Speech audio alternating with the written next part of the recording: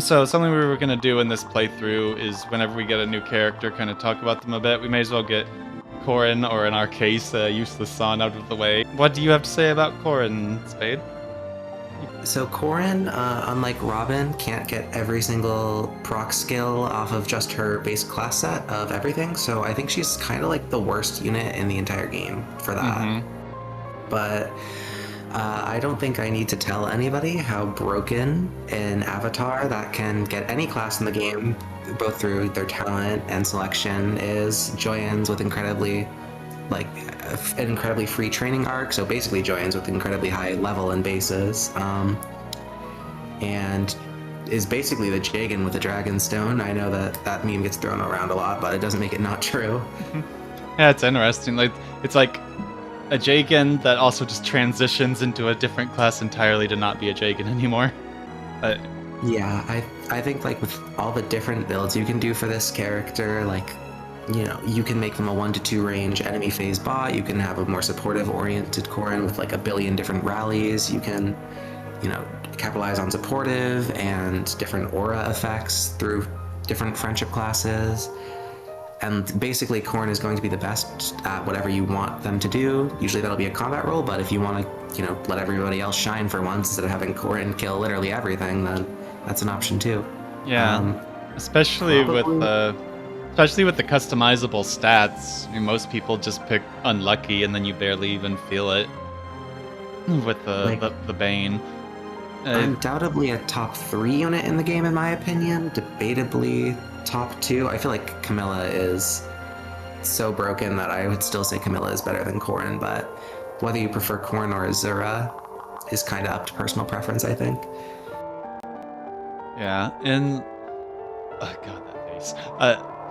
In general, there's a lot of characters in a lot of Fire Emblem games that are kind of jack of all trades, master of none. That they, much like Robin, maybe slightly worse than Robin, just because Awakening's a stupid game, but they really made a jack of all trades, master of all of them with Corrin, and they're very fun for that.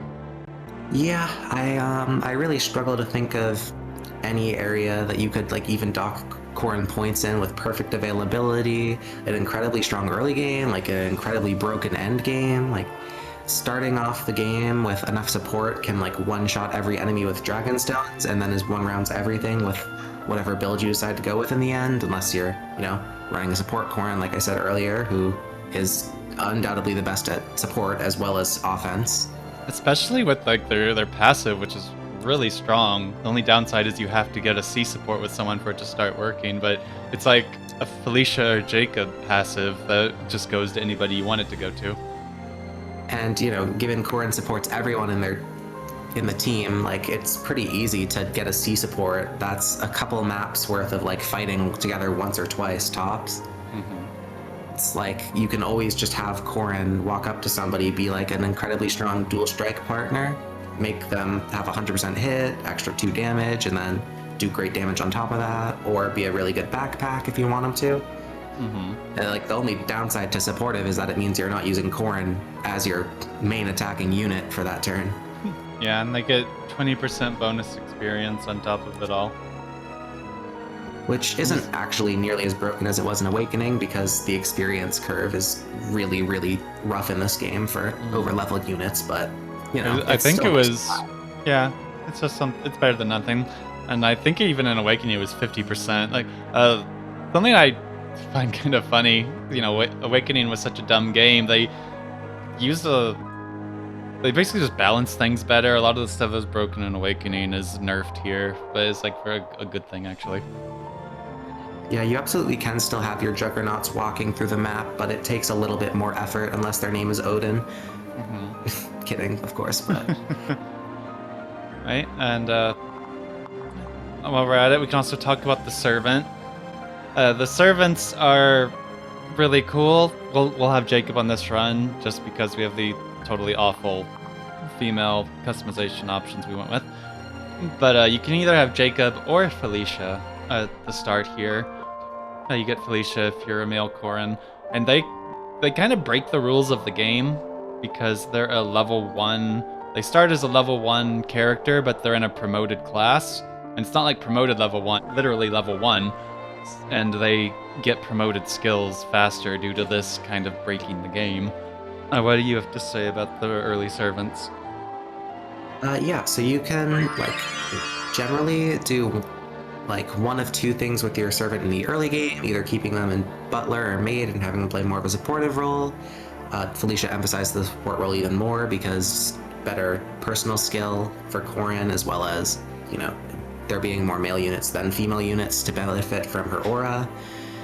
Or, you know, if you early reclass Jacob into a paladin, you can be really strong in that role. It's not my go-to, but I know it's a popular way to use him as well. And the amount of like crazy builds you can do with Jacob and Felicia, a lot of them are really high investment, but they're doing things nobody else can do by getting these skills at such an accelerated rate. Like most of your units, they're not going to be getting their level 15 or so skills until probably like at least the last like fourth of the game, if not later. Almost definitely later. Yeah, So that's kind of that's like my biggest complaint with this game, that there's so many cool skills and you don't get like half of them, or I guess a fourth of them, until the game's almost over. In Birthright specifically, you don't get like any of the level 15 skills till like the last map. And Conquest we gotta is get you to buy the EXP grinding map somehow, right? yeah, and Conquest is a little bit better with the XP curve, but still, it's like the last 3 maps will have those skills. So a lot of the level 15 promoted skills are like Jacob and Felicia exclusive. Also a question in chat, did you choose female just to get Jacob? No, I chose female so she can look like this. I actually prefer Felicia to Jacob, and I think Spade also shares that opinion, because she just has more interesting things she can do. I think that Jacob is a slightly stronger unit personally, but like it's so close, because I think what Jacob does is that, you know, he actually has pretty good combat. Felicia really like struggles to do anything besides get like good dual strikes off of Corrin and Effie, or like be a good debuff bot. But like once she gets the like Flame Shuriken, or if you want to early reclass her into Strategist, just like you can early reclass Jacob into Paladin for like better combat stats. She becomes a huge power spike there, and I think her combat keeps up with Jacob's really well at that point. Yeah, I did a strategist Felicia, especially getting inspiration early at a time where it'll actually be useful. I don't know why that's a level 15 promoted skill. But another thing to talk about with the servants, I think, is that they're like such a strong candidate for Corrin marriage, because they get fast support, have basically perfect availability, because they can easily build up a C support in this chapter, and like with the previous chapters, you're gonna have a C support. They're gonna be Corrin's probably first and fastest S support option. So that combined with their ability to get level 15 skills, you can pass down really broken things, like you can put them into Malignite, because Wyvern is still the best class in this game, like it is with every game. And get trample on them early, like it's especially strong on Felicia because she's so good at magic.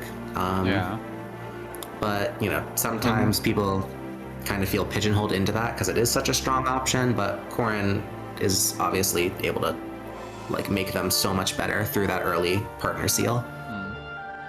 And I actually have one thing on something I feel on a straight comparison between the two. I feel like Jacob is more early game oriented. He can still be useful later, but I feel like Felicia scales better into the late game. Would you agree with that? Yeah, to an extent. I think that if you go full investment with them, they both are, you know, really capable of shredding the game in equal measures, but I think Felicia has a little bit more of a direct path there. You know, since she starts with such strong skills from her alternate class set, and also like magic 1 to 2 range sweeping is really strong in this game, just like it is with daggers, but Butler Maid are like a bit weak on the basis side, and you really need like absurd stats to make it work, as well as something like Shuriken Fair on Master Ninja makes Master Ninja a great sweeping class for Jacob. Yeah. All in all, overall, they're both like really, really good units, and you can do a lot of really, really interesting things with them, and they enable everyone else on your team to be way better because of their support capabilities with debuffing, healing, aura. Yeah. Actually, when I played this game a lot, like 5 years ago, I actually slept on the servants quite a bit because I was more obsessed with like making really good child units. But they're really just it's broken how they just break the rules of the game because they want to. And, picking between the two, Fates is a game about having a whole bunch of different options, and it's fun for that. Yeah, whatever kid gets their blood generally is pretty disappointed, although I will note for Jacob's case, because of the weird way that class inheritance works, and Shigure already starting with Butler in his class set, for some reason Jacob decides to pass down Wyvern Lord to Shigure, so... Oh, yeah. And Leo only really has one option for a wife that makes Forrest not terrible and Nyx, because thankfully he can't marry his sisters. Yeah, so they do at the very least have like one child each. I'd say they're pretty good parents too, so they have options besides just marrying Corrin because nobody cares about Kana. I care about Kana. Don't be mean to my worthless precious son. Kana needs me to be mean to them so they can learn to be better and grow as a unit, okay? There's Corrin. I only know useless son. Embrace useless son. Anyway. So besides the horrible lore revelation that Corrin's favorite food is vegetarian chowder, which sounds disgusting. We also get two really, really strong units here. I will start with Silas, who's very much the Cav of all time, endearing, positive. He's quite good. I think you probably agree, the most unique thing about Silas is his personal vow of friendship, which for like the first half of the game gives you a really good reason to not heal Corrin ever. Yeah, so Silas's bases are pretty deceptive. He actually basically has 14 base strength and 13 base defense because the way the early game is built, it's really easy to just keep Corrin with the Dragonstone all the time and benefiting from, their servants' support skill, passive Lily's poise. Like Corrin will basically, with a Dragonstone, take 0 damage with all that support. So there's no reason not to just give that support to Corrin. So basically Silas always has that 3 extra strength and defense and resistance, I guess, for what that counts for. And Silas scales pretty well too. His growths are all like 40%, 50%. Like it's coin flips and everything. So you can also get screwed pretty hard, but that won't really affect his like early game usefulness. Yeah. And the thing about coin flip growths is that they're most important when, for your first few levels, because, that's when your averages have the most likely chance to be like heavily deviated from, right? You've only had 1 or 2 chances to get speed and strength. And those points are especially important when you don't have that many points of speed and strength to begin with. But because Silas's bases are so good with Vow of Friendship, even if he doesn't hit his early coin flip levels, he still has incredibly good combat. So overall, he's just like incredible at base and has so many good builds you can do later too.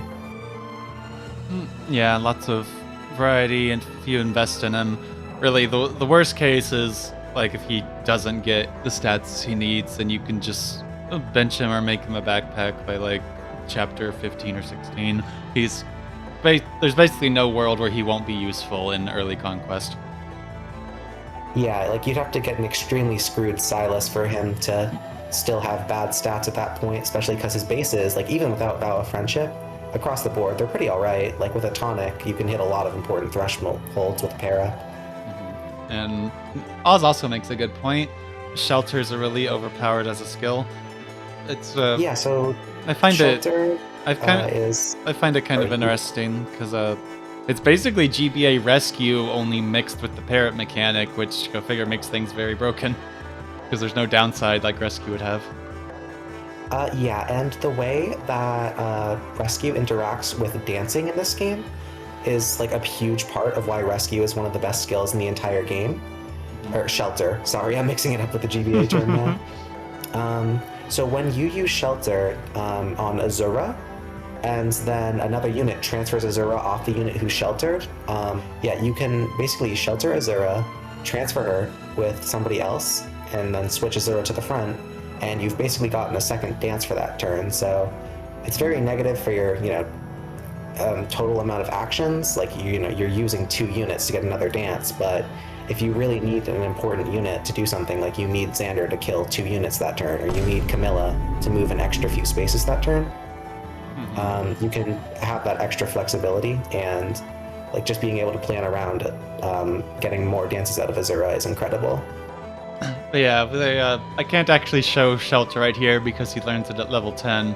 But yeah, it's a very, very strong skill, especially with Shelter dancing. And dance multiple people. On the whole, the Cavalier class is really not great in the long term, because in Conquest you really either want like strong 2-range combat, be that bows, tomes, daggers, or you really want flight with access to Wyvern Lord or Kinchi Knight, something like that. But the skills you get from it are really incredible, and then Silas has multiple pathways to get into some of the strongest classes in the game. Yeah, it's actually kind of weird, because like Cavalier has 2 of the best skills in the game, and then that just falls off a cliff in both of the promotions. But hey, his base class reset, that was not a sentence. His base class set of Mercenary, if you use a Heart Seal, is incredibly strong because it has access to Bow Knight, and Bow Knight is one of the better classes in this game. Not to mention it gives you strong repost access from Mercenary.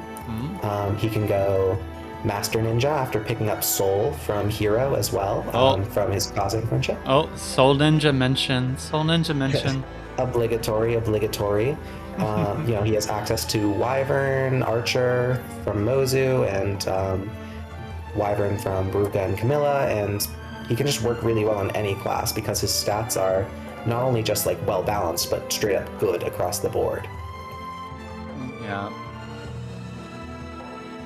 If y'all aren't, there's a few characters in this game that can make the whole Soul Ninja thing work. Like, this is a very player phase game, but there's a Soul Ninja, as I've heard, because I've never done it myself, but it's one of the ways you can actually make it an enemy phase game. Only a few specific characters can make it work, though, much like Nosferatu. Yeah, and there's multiple options for it. It doesn't necessarily have to be a ninja either. Basically, any class with strong 1 to 2 range and soul can pull it off, but ninja is the most obvious example of it. Since multiple characters like Silas, Laslow, etc., get really easy access to 1 to 2 range combat in Master Ninja and Soul. Yeah, that is Silas. Well, he's quite good. And next we have Elise, who is also pretty interesting. At least for like the first half of the game, this is a really important aspect of her personal skill. Just -3 damage. It can be a little bit of a negative if you use it at the worst time, because Conquest AI is too smart for its own good and will just not attack you if you don't take damage. But other than that, it's really helpful. What do you have to say about Elise? I think your game might be glitched. For some reason, it says that she's a troubadour. That's wrong, though? I thought she was a wyvern. Well, I mean, in this chapter at least. Yeah. So Elise is absolutely like one of the strongest support units in the game. Her base class of Troubadour is a pretty great fit for her stat spread, for one, and it lets her, in combination with Lily's Poise, like, she basically can turn any unit into a defensive juggernaut through that extra 3 less damage taken. It really helps units like Silas, Corrin, Effie, Odin tank large groups of enemies in the early game, especially, where that 3 points of damage really matters. And then she has really high magic for her staves, like heal and freeze, that she joins with. And, having a staffer is always good, especially if you want to reclass Jacob or Felicia. Like, her being your second staffer lets you be a lot more flexible with what your second servant does. Most people really like changing her into a Wyvern Rider as soon as possible.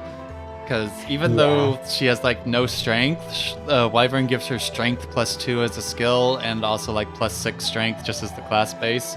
So even her, who has technically noodle arms, can still kill things for like the first half of the game and build her axe rank, and then use the magic axe later. Yeah, I wanted to talk about her base set first, just because that's how like you'd initially think to use her. Yep. But giving her one of your early heart seals is honestly like one of the best decisions, in my opinion, you can make in early conquest. For one, it makes Lily's poise way better of a skill, because if you want to use attack stance during enemy phase and you have Elise next to you and you have a support built with Elise, it might end up with you doing absolutely, 0 extra damage from attack stance because she can't attack as a troubadour. But as a wyvern with a bronze axe, her damage output isn't anything insane, but at the very least you're getting extra chip damage, which can help you set up kills really easily. But also, it gives you so much more flexibility in your positioning with her. Letting you fly over terrain to always give Lily's poise, even if your unit's, standing next to a river or something. Mm-hmm. And then, in the early game, she's just like another really strong mobile unit, like decent chip damage, great supporting attributes, great pair-up bonuses, or Lily's poise, depending on what you need. And then in the late game, as you said, it's just kind of, bonkers damage output with bolt axe, forged fire tome if you need the hit rate. She basically becomes a flying 1-2 range nuke. And her HP will never be great, so you might need to give her some extra bulk support if you want her to do enemy phasing stuff. She can never be an absolute enemy phase juggernaut, but she's an incredible player phase unit in Wyvern or in Strategist if you want to keep her in Troubadour. Oh, wow, you pulled the flashbang. But yeah, basically everything Spade says is right. And this is a sabotage run, so she could end up as pretty much anything. And now I feel like I need to go get a sip of water because I got too excited talking about Wyvern Elise. I forgot to breathe a little bit. I know you have much joy and whimsy for that reclass in particular. Her and one other reclass feel like musts to me. It's so hard to make anybody else in this game a different, use the early first 2 heart seals when there's 2 reclasses. I absolutely love doing. Right? So yeah, another YouTuber referenced these two in a way I kind of like. We have Mr. Hit Issues and Mrs. Good in general. I'll start so Spade can breathe a little bit before he gets going. Effie she's typically been one of my favorite characters in this game. She's like an anomaly. I think this kind of starts the trend of Fire Emblem in the more recent games in like the last decade, where they've really, really tried to make Armor Knights good without getting rid of their class identity. So basically, they took this woman, gave her a ton of strength, gave her a really high speed growth, and then put her in an Armor Knight where the bases and increased growths will also increase her defense and increase her strength even more. So she basically has everything except resistance. Her speed base is really bad just because of the Armor Knight class, but once you train her, the speed will start going up pretty quickly too. The first time I did Conquest on Lunatic, Effie was able to consistently one-shot things basically for the entire game, and it was really surprising for me. Like Ninja Hell in Chapter 17, no issue. She one-shotted like every ninja on the map. I might have been slightly strength blessed, but I also had a forged javelin. It was splendid. I think if we don't get sabotaged, we'll probably do some sort of reclassing with her this time. I just left her as a general in my first playthrough, hence the name Good in General. But she's just really strong. Again, I feel like Intelligent Systems was really desperate to make Armor Knights good, starting with Fates after they've been ridiculed for years and years before this. That's how I want to start out. Also, her passive contributes to her ability to one-shot things, just extra damage if her strength is at least 5 higher, which against like mages and ninjas will basically always happen. What do you have to say about Effie, Spade? Or if you want to continue from anything I said. So Effie, as you said, obviously she's just an incredibly strong unit at base. She joins with high defense, high strength at a time where those are like the most important stats to have. And her speed is at least high enough that with, the right parrot partner, there's not much in the early game that can double her. So, along with Corrin and Silas, she is one of your tankiest frontliners, as well as one of your best candidates for setting up dual strikes, since she already does so much damage on her own. She really loves having Arthur backpack as well, both to activate croissants and just to increase her own damage, and her, with her already high strength. She can even literally one-shot some enemy types like samurais and dark mages. Sometimes she might need a tonic to one-shot, but still being able to do that at all is pretty impressive, and basically only her and Corrin are one-shotting things at this point of the game. Besides just doing Armonite things and choking points, she also has some pretty good long-term prospects, but if you are going to use her long-term, it might be smart to take her out of General, just because Conquest is a game where flight utility is incredibly useful and having high movement, and General is basically the antithesis to that, because, it's a 5-move promoted class, which is pretty terrible, in the late game especially. But she has a few good ways to get out of Night later, if you do want to keep using her long term past her incredibly good early game.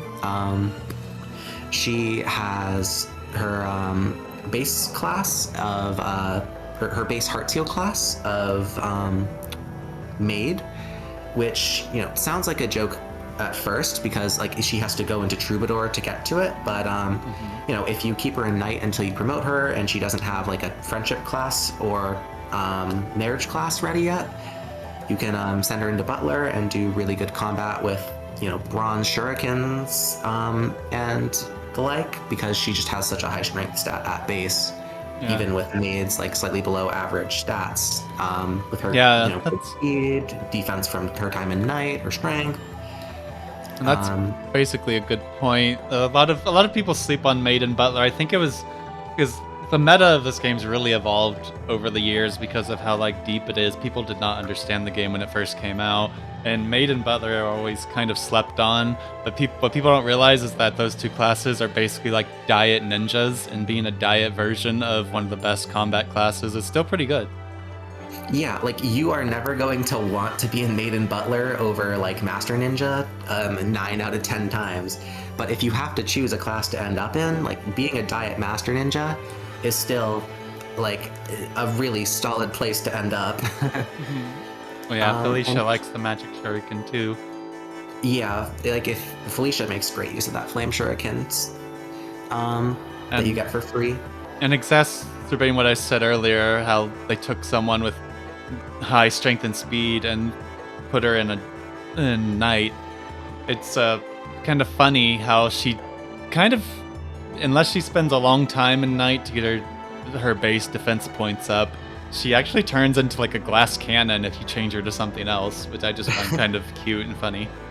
Yeah, because of her time in Night with a decent growth and a decent +2 defense from her level 1 skill from Night, and I guess natural cover as well, because you're almost definitely not getting her out of Night before level 10.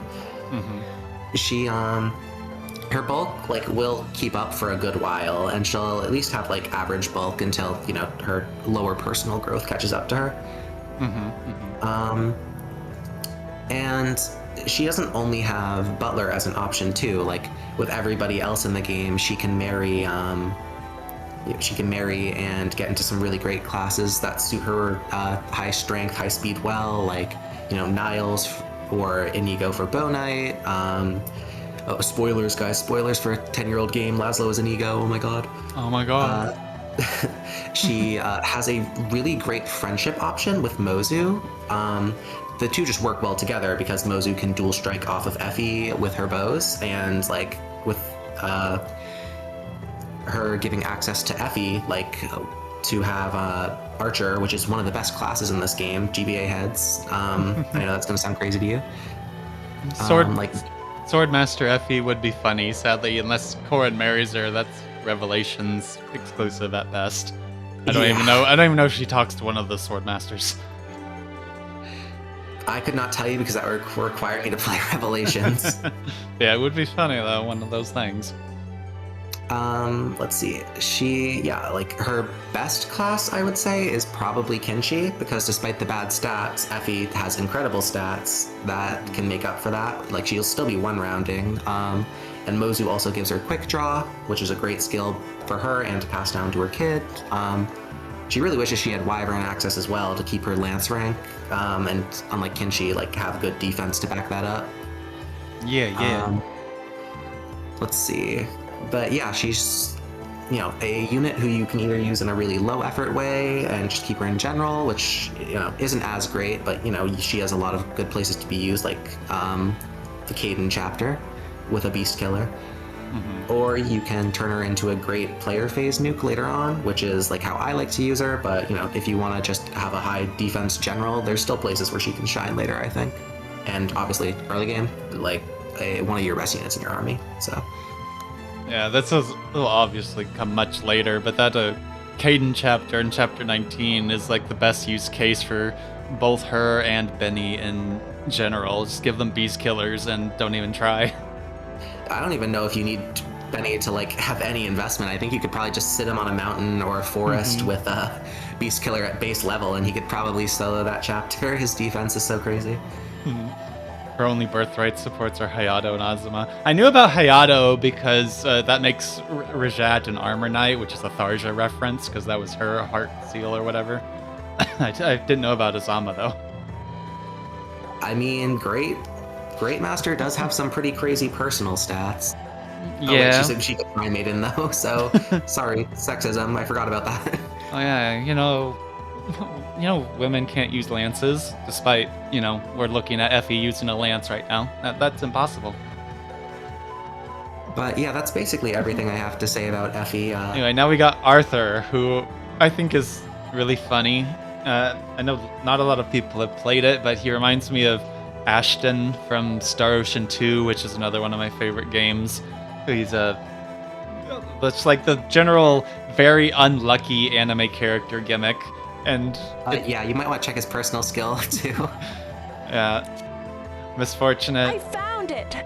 Oh, thank you for the follow, Femi.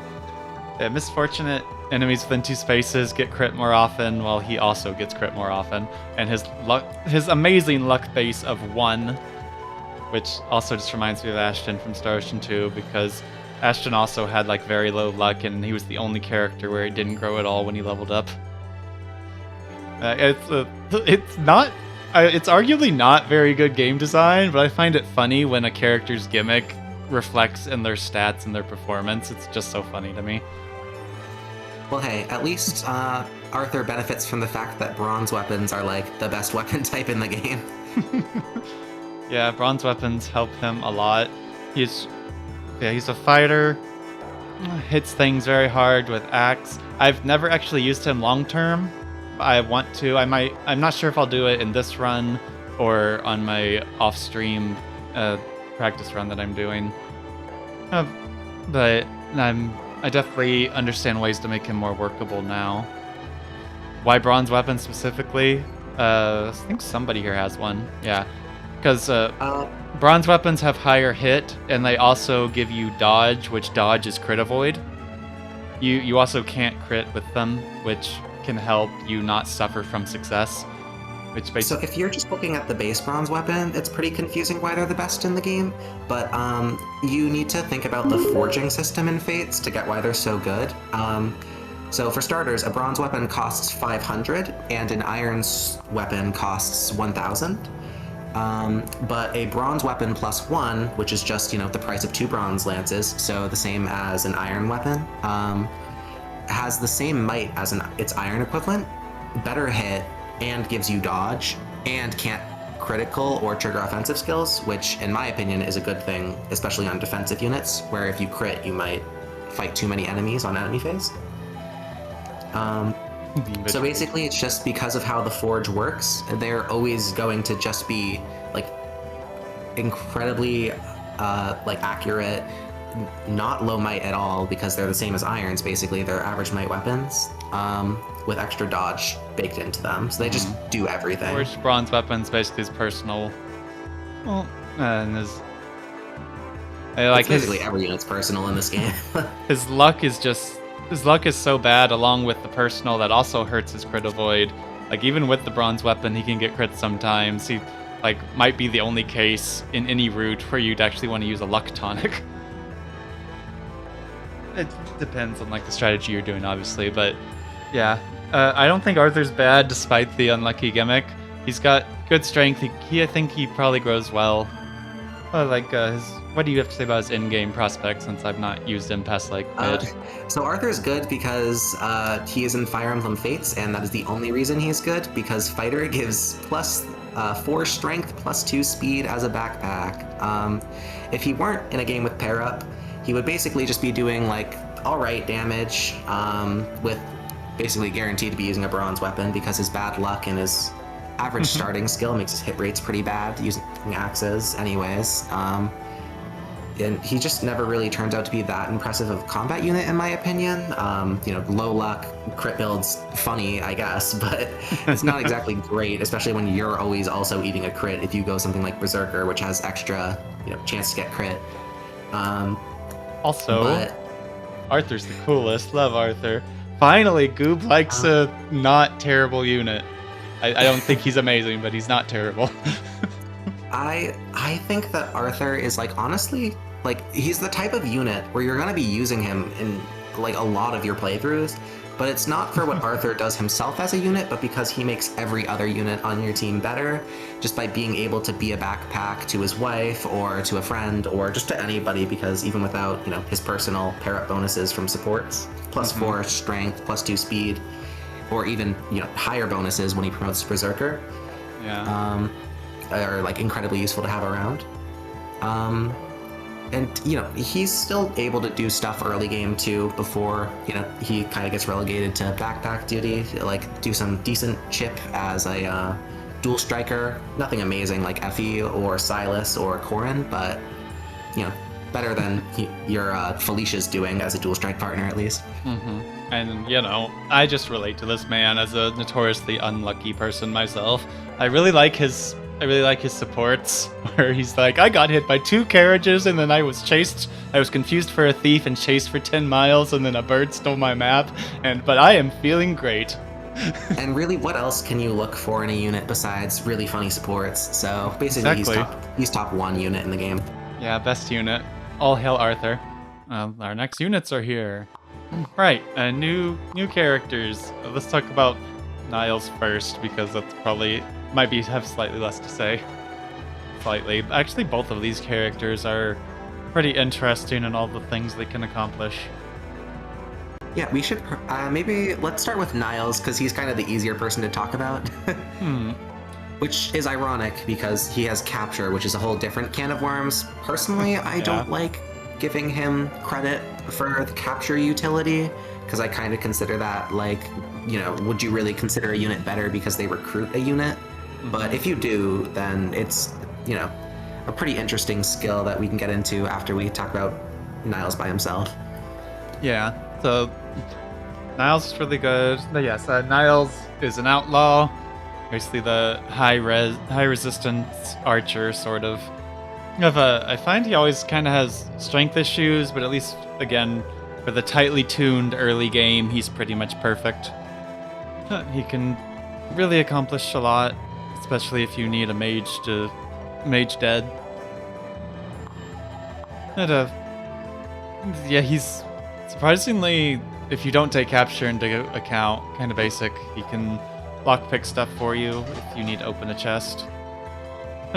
And really fast speed, actually.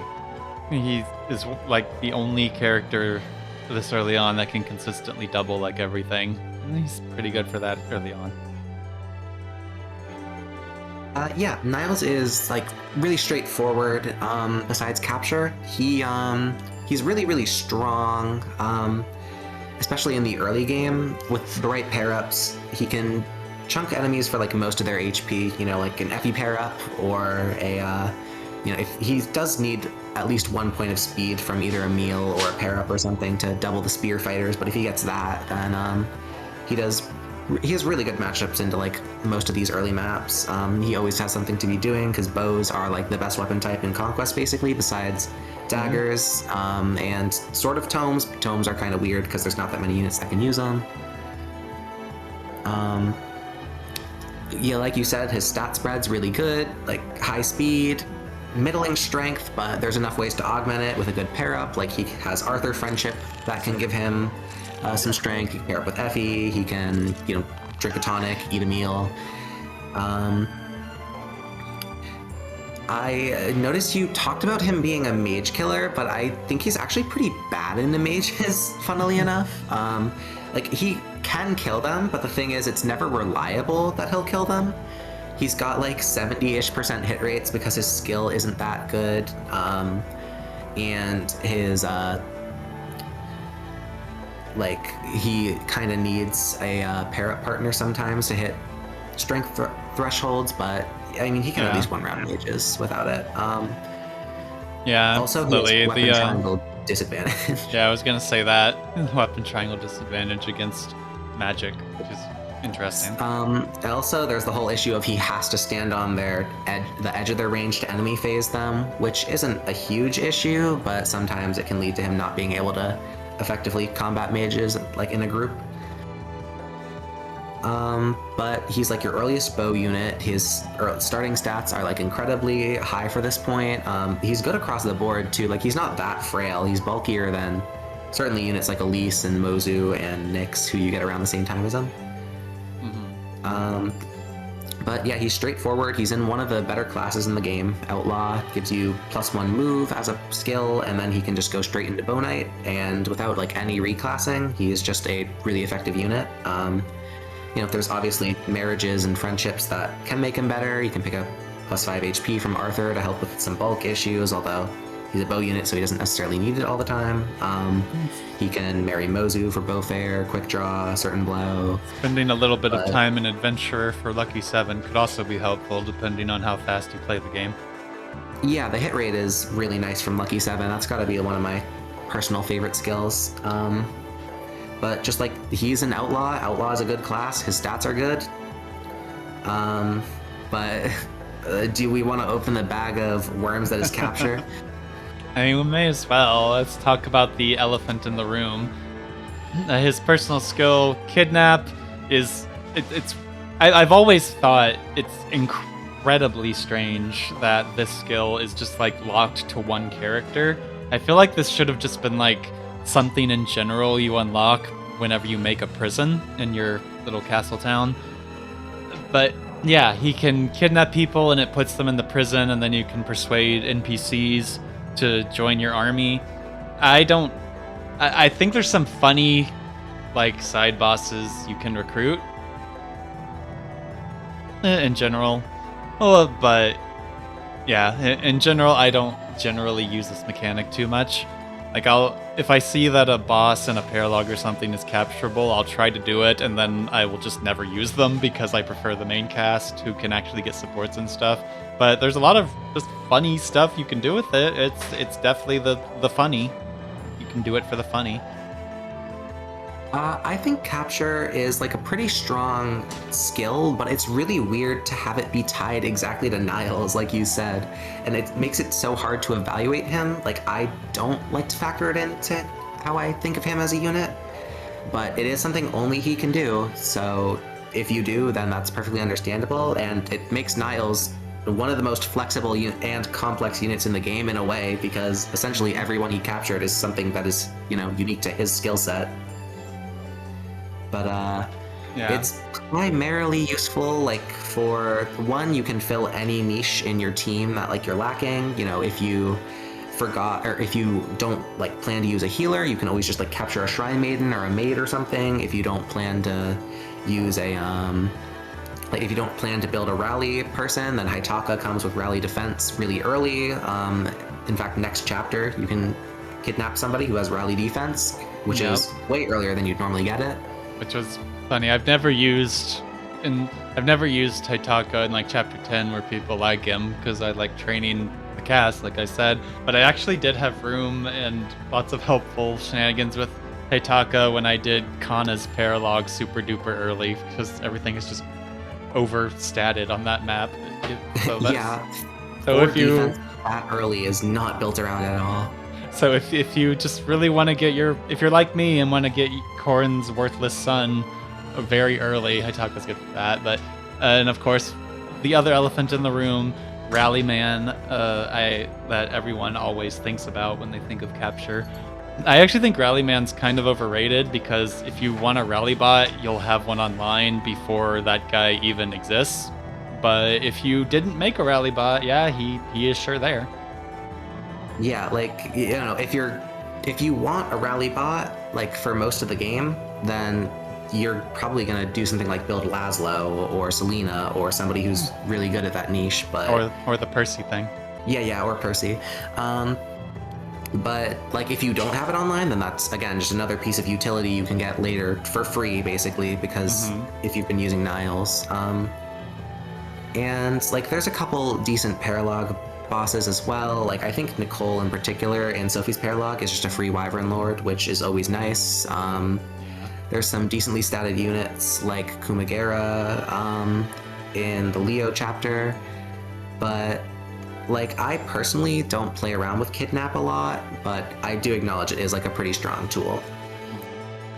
If I always feel restricted on deployment slots in Fire Emblem games because I just want to use everybody, and that just makes it even worse. So there's very rare cases where I will ever use a captured character. I kind of just do it because gotta catch them all. Yeah, but like if you're not planning on using someone long term, like if you have your roster planned out and you realize, oh, I'm not going to use Arthur past this point and I don't need this strength pair up to hit thresholds, like might as well bring Hitaka and get free rally defense, for instance. But yeah, that's Niles. Without capture, he's just fairly basic and good, I would say. And then the very much not basic is here next. Well, I heard he was pretty bad on a Fire Emblem form when this game launched, so he must be like bottom 1 unit. I legitimately used to think Odin was the worst character in the game because I didn't understand his niche at all. I remember having really heated discussions with you in the past about like saying that I think he's like roughly around as good as Leo or like as like a mage, and you were like really surprised by that. I was definitely surprised that his start is just horrible. Like these stats are not good, but he's like, I don't know, he's very weird. If you go through the trouble of training him for the next couple chapters and buy him a Nosferatu tome, which is kind of expensive but still like very possible to get, then he becomes a tank and kind of trivializes a lot of the early to mid game, because even though they nerfed the hell out of Nosferatu, it still keeps him alive against basically everything, as long as you're putting him in the right situations. You're definitely right about his stats not being great, but I think the thing is that his stats are enough, and that's kind of all he needs with how good Nosferatu is as a strategy in this game. Sorry, I kind of interrupted you. Did you have anything else to say about him, though? It's just that's the practice run I've been doing. I'm grateful I had the time for what I've done so far, because like I've just been trying to use characters I didn't use on the first time I beat Conquest Lunatic, and Odin was definitely one of him. I benched him immediately, and using him now that I like understand alternate strategies a bit more. He actually told Spade this. He is, if you set him up properly, he is the closest thing you will ever get to just being able to turn your brain off and win in Conquest. At least this early. Yeah, at least this early. He gets hit too hard later on, but just like the first half of the game, you throw him in there with Nosferatu, and he weakens everything, and then your team can just come in and clean up. It's just very important he gets like 5 levels, 4 or 5 levels pretty quickly, and so he can get going, and then he can just feast off the low resistance Onis and stuff. Yeah, I think that all of what you said, I agree with. He is kind of in an unfortunate situation in this chapter, where this is like, if he joined one map later, I think he'd leave a lot more positive of a first impression, because he doesn't have Nosferatu yet, and a lot of things that he can do, somebody does better. Like, sure, he could fight the mages on the left, or you could have Niles just one-round them, anyways. And like, he can't really, especially without Nosferatu, he can't really contribute to like the massive enemy clusters because his stats are low, and his damage output isn't that good at this point. We'll say, and this isn't necessarily Odin's contribution because any Dark Mage can do it, but Heartseeker, one of the best skills in the game, probably. Oh yeah, Heartseeker is incredible. Minus 20 avoid is like, that's like one of the biggest bonuses in the game, and your entire team can benefit from it. And his personal skill's just really funny. Forge something and it's crit plus 10. It's really bad, but it's funny, so yeah. What really matters. Yeah, as long as it's funny, that's all that matters. So something else with Odin is his Heartseal class is Samurai, which a lot of people like to put him in Samurai, but I think that's a pretty big waste of his like talents as a mage, just because his strength is like surprisingly good for somebody who starts in a magic class, because of his lore of being a Myrmidon in a different game. Yeah. But I think Vantage is incredibly strong on a Dark Mage, and he is the Dark Mage with the easiest access to it. Because with Vantage, once you get below 50 HP, if you have, for example, Nosferatu, you have 1 to 2 range healing that you can activate before the enemy hits you. And that allows you to survive so much more than you could otherwise, and like tank hits as you're like, by healing before the enemy hits you, as you're like trying to build up your guard gauge. Yeah, it's quite strong. Like, I recommend personally like sending him into Samurai and then reclassing him back to a magic class, like either through using another Heartseal, but the primary way I do it at like the point where you would be reclassing him is trying to like use Elise with a marriage seal to get him into Troubadour before I send him back into the Dark Mage line later on. Troubadour is interesting. Yeah, just because Strategist is like another way for him to get his tome access back without having to waste another Heartseal when they're so limited early on. Yeah, that makes sense. Another thing is that a lot of people like compare Odin to the other Dark Mages around him at the time, but I don't think that's really fair, because him and Nyx are doing completely different things.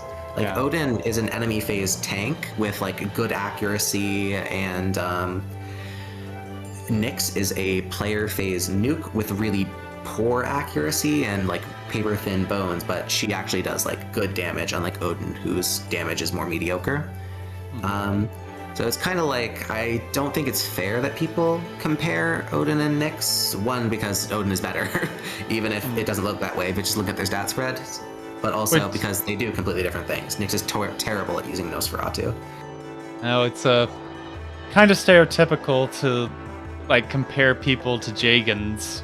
It's like always the meme that happens. But would you say if you set Odin up properly, he's kind of Jagan-esque? Because he just makes me think of that, with how he can just weaken an entire group without dying, and then your team comes in for the XP.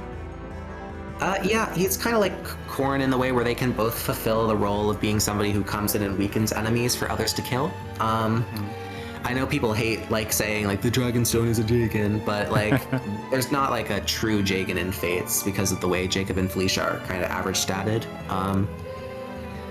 So it's like, yeah, they both kind of fulfill the niche you just said, and but also they are just incredibly good tanky units on their own right, and that's just kind of a bonus of what they do. And Oz said a moment ago, if you pair him up with a good speed defense support, his value skyrockets. Yeah, speed and defense are definitely helpful stats. You don't want him to get doubled. Yeah, definitely. I like using him in attack stance a lot with Elise, because that way he benefits from Lily's poise and is like letting Elise get EXP while she's still like gaining support points with him. And also he's pretty good with Niles as well in the early game, because Odin kind of struggles with potentially getting doubled by some of the faster enemies, but Niles can help avoid that. Yeah. Also, I don't know if Felicia and Jacob give the same pair ups, but when I paired him with Felicia last time I did chapter 10, it buffed his magic enough to perfectly kill Oboro, so that was nice. Yeah, Felicia's another, like, if you're not marrying him to Elise as well, Felicia's another good option. He can also marry Nyx or her. Samurai is funny. It could be funny. It is funny, especially with 11 sword. But yeah, they're both Niles and Odin are really good units. Niles is a straightforward one. Odin is a weird one who, I mean, benefits from guard gauge existing a lot. For sure. For real. Well, I can start with Azura Sure. while you do stuff. So we've got Azura Azura here at this crucial juncture. What do you have to say? Azura is my personal pick for the second best unit in the game, besides somebody who will join us very soon. You know, her stat spread is obviously extremely unimpressive, especially at base. She has a very high strength growth, like a 50-ish% strength growth, if I recall correctly, somewhere in the 50 to 60 range. But she's not really a unit who's built around her stats, because she has a little special command called Sing, which is the dance equivalent in this game, which gives any unit in your army of your choice the ability to act twice. I don't think I need to explain why that's so good to most people who are familiar with Fire Emblem, but basically Azura lets whatever unit would be most beneficial to act twice that turn, act again. If you need a really strong Wyvern Lord to fly over a ravine and kill 2 strong enemies, Azura can help with that. If you need, you know, to heal 2 units at once, she can dance your staffer. If you need to move a unit further than they're able to move otherwise, she basically doubles their movement range, if not more, because of how separating works. And she can even do this multiple times a turn, like we talked about with Silas, because Silas and anybody else who gets to level 10 Cavalier, Peri, Xander, and you know anybody who partner steals into it, can rescue Azura using this shelter skill. And then when somebody else transfers Azura off the unit who sheltered her, they can then have her sing again. And while it makes her go action negative, you can get your most valuable units for that turn to act 3, 4, 5 times. So she's just really incredible for both making your strong units better and for setting up opportunities to train your weaker units. And she is basically a second copy of whatever unit you need a second copy of that turn. Yeah, she's very good, and it's definitely like a big reason I like Fates so much is because you get the dancer so early, a bit later in Conquest, but only by like 2 chapters. So Azura's very strong. I think. Also, literally very strong. What is that strength growth? As people like to say with the funny meme, Azura has more strength growth than the Lords in the prior games. G has more than Roy, has more than Ike. Weirdly enough, I think her strength stats like pretty useful too, just because while it starts off extremely bad, like if she is dancing for a unit who's by themselves, like she can boost their damage by a good chunk just by like holding a forged bronze lance or something and dual striking off them after she gets going, which is really funny.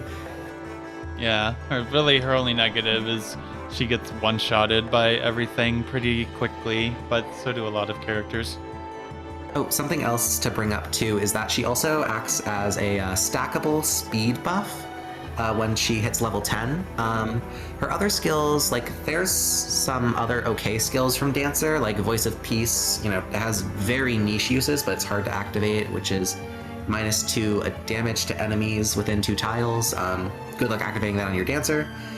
But +3 speed that stacks with like rallies and tonics and stuff is incredible, and it can be the type of thing to set units who are of middling or low speed over really important thresholds. Yeah, in general, Dancer's good. You always want to have a Dancer when possible in Fire Emblem. And you can also reclass her into Sky Knight or Troubadour or something if you want. Don't, but you can. Combat Azura Go, yeah. Also, the voice of peace, nice. The thing that makes her sing, increase your speed is really nice. And you should totally grind her level out to level 35 for Foreign Princess, which does basically nothing in the majority of the content in the game. That's a really really weird ability for her to get. So the Foreign Princess just decreases the damage taken from invading characters like PvP and whatever. No one plays that. It's just so weird that that's her ability. But, I mean, I'm glad it's her level 35 skill and not like her level 10 skill or something to remove the good ones later. Yeah. That's like the only negative of Azura. What is that level 35 skill? Anyway, yeah. That's about all we could say for her, I feel. Next is, oh boy, probably the most negative we're going to be on a character so far. Yeah, I don't think she's the absolute worst unit in all of Gen 1.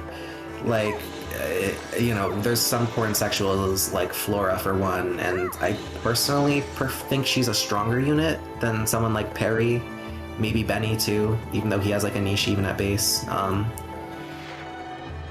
Azura's weird hair will always bother you. Yeah, she just has crazy hair. We have something that was requested to put on screen at this time, so let me grab that. Meet potential woman. Genuinely forgot she even had a personal skill when making this. Just look at it in her stats. What does this even exist to do? We forged fire or I expire. 0 Nosferatu hit. 0 XP gained by counter curse killing an enemy. 0-7 luck on average at max level. Wow, I didn't know her luck was that bad. Really? Do we need any other words besides that? Like I actually found a YouTube account that was pretty entertaining to watch, like someone who's just a Nyx super fan, and even they say Nyx in Dark Mage is not good, and they reclass her to Outlaw, which is her heart skill, and train her up to use the shining bow that you get later, which is the magical bow. Yeah, I think just going in starting with Dark Mage, she's not completely useless in the class. I mean, she comes with Heartseeker, she'll get Malefic Aura in a level. She's basically like a glass cannon who can't really do her job of glass cannoning consistently because her skill stat of 5 and her luck of 3. Even with Heartseeker, sometimes she will have hit issues if she's trying to use a stronger tome than fire.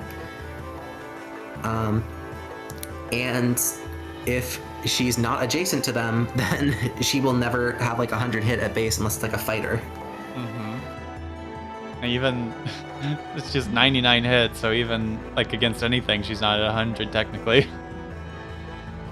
Conquest is like a game that's pretty friendly to player phase builds, like a frail Dark Mage. It just sucks that she's really inconsistent, and it sucks that there's so many ways to boost damage in this game compared to other like stats. Like there's no way to make up for Nyx's poor defense and the fact she really can't do enemy phase combat like at all against any physical units.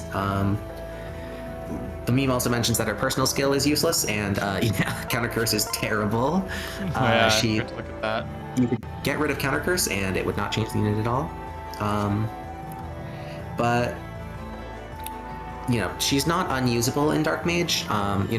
Dark Knight gives her pretty good stat boost. Sorcerer just turns her into a crazy glass cannon and also fixes hit issues a little bit. But yeah, she just says counter magic when. Well, I don't think her res is even particularly great, so maybe magic will actually hurt her a decent amount. She's also one of like a few wife options that actually helps be a backpack for Leo. So if you don't want to use her for combat, she's okay at being a backpack. Oh yeah, worst counter magic. Yeah, I think in my very first, the first and only time I beat Conquest Lunatic, I did use Nyx, but I just reclassed her to Outlaw, and she never saw combat a day in her life. She just got glued to Leo's butt forever. Like I know a strategy a lot of people do is like instant promote her to either Dark Knight or Sorcerer, depending on your needs. I primarily see Dark Knight because it gives her stats she needs more. And I don't think it's like the worst thing you can do with her if you just want a short-term unit. If you're planning to use her long-term, obviously instant promoting her when she already is struggling in a lot of stats and needs to hit some growths, it's not a great idea. But like if you want to instant promote her so you can turn her into a backpack later, that's an option for some short-term viability. Yeah, that's basically what I did my first time. And it's funny, you know, like when you get to the final map of a Fire Emblem game and all your units say like one line of dialogue, then Nick showed up and I just actually forgot she was there. I mean, she basically is just a second line of dialogue for Leo. You also mentioned her Shining Bow Kinchi Knight build. You mentioned her Outlaw build, but like I think the best place for her to end up is probably Kinchi Knight because it's a flyer. Yeah, she has friendship with Mozu for some reason, just like Effie. Yeah, and for completely different reasons than Effie, because she wants to be more of a magical combat unit. I do actually think like putting her in Kinchi Knight, she does end up pretty good. Her training arc is really rough. Like her combat is terrible. She's basically just a dual strike bot with bows. Besides being able to one-shot flyers, because anybody with like a strength tonic and a forged bronze bow can do it. Yeah. But by end game, she'll be okay. She downright good even as a glass cannon with Kinchi Knight.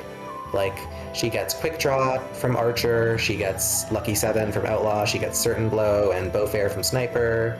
She can use Heartseeker now that she has a Shining Bow for one range again, Malefic Aura. She has a lot of tools in her kit to make Kinchi Knight a really, really good class for her to end up in, but it's just a lot of effort to get her there. And I would never say she's the best unit you could be using, but it's definitely a fun strategy to use her, I think. Yeah, so that's basically Nyx. However, I love hoarding my resources, so I will in fact take the you ready for this? Probably 4% chance it actually Yo, counter curse! Counter curse did something. Never mind. It totally mattered. Trust. Don't mind, she would have killed anyway. Enjoy the afterlife. Just do one round. So Mozu. Mozu is one of my favorites, one of Spade's favorites. Do you want to start, Spade, since you were preparing for this anyway? Yeah, sure. So Mozu, obviously she's your villager archetype. Like thinking it's like Donald or Cyril. But unlike her predecessor, Donald, she's an actual good unit. Don't at me. So what makes Mozu so good? Like I don't think she's like a best in-game unit because she does take a decent bit of investment. She's able to contribute pretty good at base just because of how Conquest works. But like to be her best self, she kind of demands an early heart seal. She can work in her base class, but I think Archer is a better fit for her. One, because bows are just a stronger weapon type than lances in the environment of Conquest.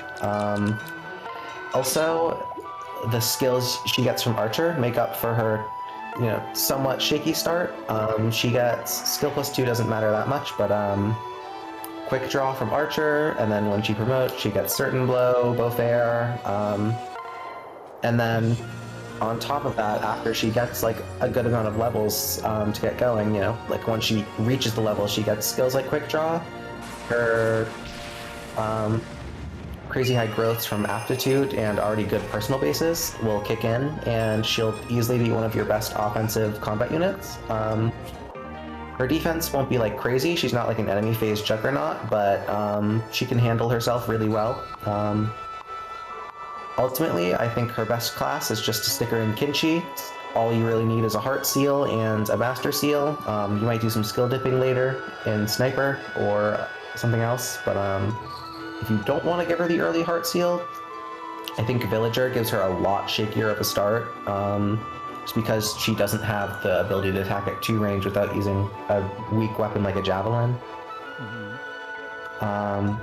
Also, saying that she is frail. She's supposed to be frail, but her growths and like everything are just so high.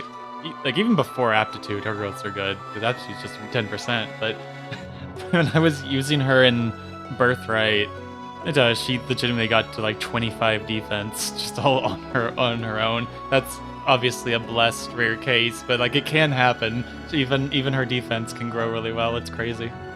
She's honestly kind of like Wyvern Elise in the sense that like with Wyvern Elise, like Wyvern's defense is good enough. Both of them though, I think they both have pretty mediocre HP by end game, if not like in Elise's case bad HP.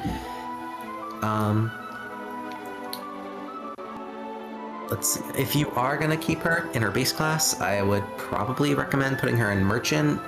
Master of Arms is funny, but Life and Death. Like she already kills without it because of how many damage skills she gets, and then it's just gonna hurt her ability to enemy phase anything over walls and stuff like Ninja Cave. Well, she's not gonna have Life and Death by then, but you know what I mean. Yeah, I really like Mozu, and I remember like closer to when this game came out. Well, a few years afterwards actually, because I was doing Fire Emblem Break when this came out, but still, everyone was sleeping on Mozu. Like some people were even saying like worst unit in the entire series, and I never understood that because like she can get to level 5 for free just in her join map here. I think it was just like what I mentioned before of nobody understood this game when it came out, and the metas just evolved. And when I saw, of course, it's stupid because Reddit tier lists are stupid, but when I was scrolling Reddit one day and saw on the tier list that they put her in like B tier with only like 7 or 8 characters above her, I was like, damn, nature is healing. People actually appreciate Mozu for once. I wouldn't. If there's only like 7 or 8 characters above her, honestly, I think they might be overrating her a little bit. I feel like there's a good chunk of units who are better than Mozu in this game, but she is still really good. Mm-hmm. And yeah, Paladin Jacob was a big thing in the early days. Even that was, I assume back then people didn't really understand Vow of Friendship, because if you understand Vow of Friendship, Silas just does everything Jacob would do. But that's a different point. Yeah, it's kind of funny because I think the reason people think Mozu is bad is like a perception shifted over time from obviously it's better to have good bases than good growths, but then people internalized that so much that they saw a unit with bad bases and good growths and they forgot everything else that might make that unit really good in a game. Yeah, it's like even she can, if nothing else, she can kill the flyers in chapter 10 for free. Just gotta forge a bronze bow, which is basically nothing. 70% growth, so return everything. Yeah, it's like this unit, it's crazy cracked in the late game especially, but like even in the mid game she starts one rounding without really much support at all. Yeah, overall very strong. Yeah, also worth noting, she's a good mother, and she doesn't really need anything like supports to get her going, so anything you give her is just like a big extra, you know? Give her classes with good skill from her husband if you wanna, like you could give her Silas marriage for shelter, elbow room, you could give her Niles marriage for move +1, whatever you want. Yeah. And also worth noting, she's a pretty important friend for Effie, and if you're going for a bow build for Nyx, obviously Mozu is the reason why that build would work, so. Mm-hmm. And because of how friendship works, she can technically friend both of them, right? She can't get an A+ support with both of them, like on her end, but I think they can both A+ support her. Yeah, that's what I meant, because it's like opportunities to do that. Yeah, that's what I meant, because it's like independent. So both Nyx and Effie can be her bestie. Yeah, unfortunately she doesn't really get anything out of either of their friendship classes unless you really are a defense +2 truther or something. It would be pretty funny seeing tiny Mozu in general armor, though. Mm-hmm. That's right, Oz. Anyway, yeah, love Mozu. I guess the only other thing I could think to say is if you make her a mom and make one of the kid units, pass down quick draw. Don't pass down aptitude, because aptitude does not actually affect the auto levels that the kids get when they're not recruited and their chapter scales up. For some reason, it affects the offspring seal, but for that to make a difference, you'd have to pass aptitude in like the last chapter of the game, and then it's like, why even recruit anybody? So, you know. Yeah, and I believe she also passes down villager to her kid, not archer. So if you're really desperate for aptitude and you get the kid early enough, you could just put them in villager for a little bit if you have the resources. Yeah, that too. Meanwhile, she doesn't pass archer, so quick draw is legitimately like a unique thing that her motherhood passes down. And quick draw is just one of the best skills in the game for conquest, so it's nice. Yeah, your only sources of it are Mozu and anyone she befriends and marries, and I guess technically Corrin. Oh yeah, Mozu's great. Now let's get her some levels. We've got quite a bit to deal with. Let me just shoot this, and then we can talk about our new friends. My favorite part. Did I get stronger? Mozu pumping 90s, as she tends to. Okay, who should we start with? I guess. Maybe we should start with the... Honestly, let's just get Camilla out of the way. Alright then. It's Camilla time, Lady in Germs. Probably, debatably, the best unit in the route. She's absurd. I don't even know if it's a debate. She's absurd. Just kind of kills everything you throw her at. Not completely indestructible, but still very tanky. What do you want to say about Camilla? Yeah, this is this is one of the units that the entire game revolves around. These are some of the best, these are like just straight up the best bases for the join time in the entire game. In the best class in the entire game. With like an incredible personal skill, a good weapon ranks, a game that also favors her. Like, we're gonna get the dual club, she has like great support options. Like, literally, what does this unit not do? It's so hard to talk about her because it's like you could say a billion things about her and it's like, yeah, she's good at this, she's good at this, she's good at this. She can't heal people with a staff, so bad unit. That's what you think, and then wait until we get the Elise friendship. Oh, the new meta. But yeah, clearly the worst unit in the game. Just no redeeming qualities at all. I can't even say it with a straight face. I guess to have a more serious analysis, I don't think we need to go that in depth about Camilla because anybody who has eyes can see these numbers are way better than everyone else's, right? Yeah. How did they leave Camilla behind when she has more move than them? Truly asking the real questions. Yeah, she's absurd, and like she's got like the counterpoint to Elise's passive. She got Rose's Thorns, which also makes her the best dual striker in the game. Because this buffs their damage, and she's just got a steel axe. She also just does a ton of damage with her dual strike. Yeah, her dual strike, 33 attack. Like, I think that's more damage than Effie does with Poisson's procs. Yeah, she's crazy. We love Camilla, not character-wise. She's kind of a psycho, but you know, stat gameplay-wise, she's the queen. Yeah. I guess the only other thing to talk about would just be like how she benefits her support partners and how they benefit her, because it's like, you know, what more can you say besides great stats, great class for everything else? Tits. It's tits. Okay, of course that's what you're thinking about, shaking my damn head. But yeah, she's also one of the, like, her growths are incredible. She's one of the best mothers in the game. And like most male units in the game want Wyvern access if they can get it. Like, it's just straight up one of the best classes as is. support women's rights and wrongs. Junko. What about the cutscene where Corncob slams face first into her tits? Yeah, that's the real analysis. Just go. Well, when we get to that, I think it's like the literal ending. But when we get to that, we can do a frame by frame analysis. I'm sure Spade will enjoy that. I mean, there's like 2 cutscenes where you do that basically. Though. one for each route besides Revelation. One for each boob. I think, to be fair, in the Birthright one, she like pulls you into her tits, but same difference. Yeah. This is the writer's barely disguised fetish. There's quite a bit of that in this game. Anyway, yeah, that's about all we need to say, I feel. I guess just saying her builds real quick too. Like you can put her into a physical build and she works great there. She can even work in a magical build with some investment for like great 1 to 2 range, just staying in Malik. She can, go other classes too. Like if you are feeling frisky, you can put her in something like Maid easily because of her Elise friendship. And she's just good fast. No matter what you put her in.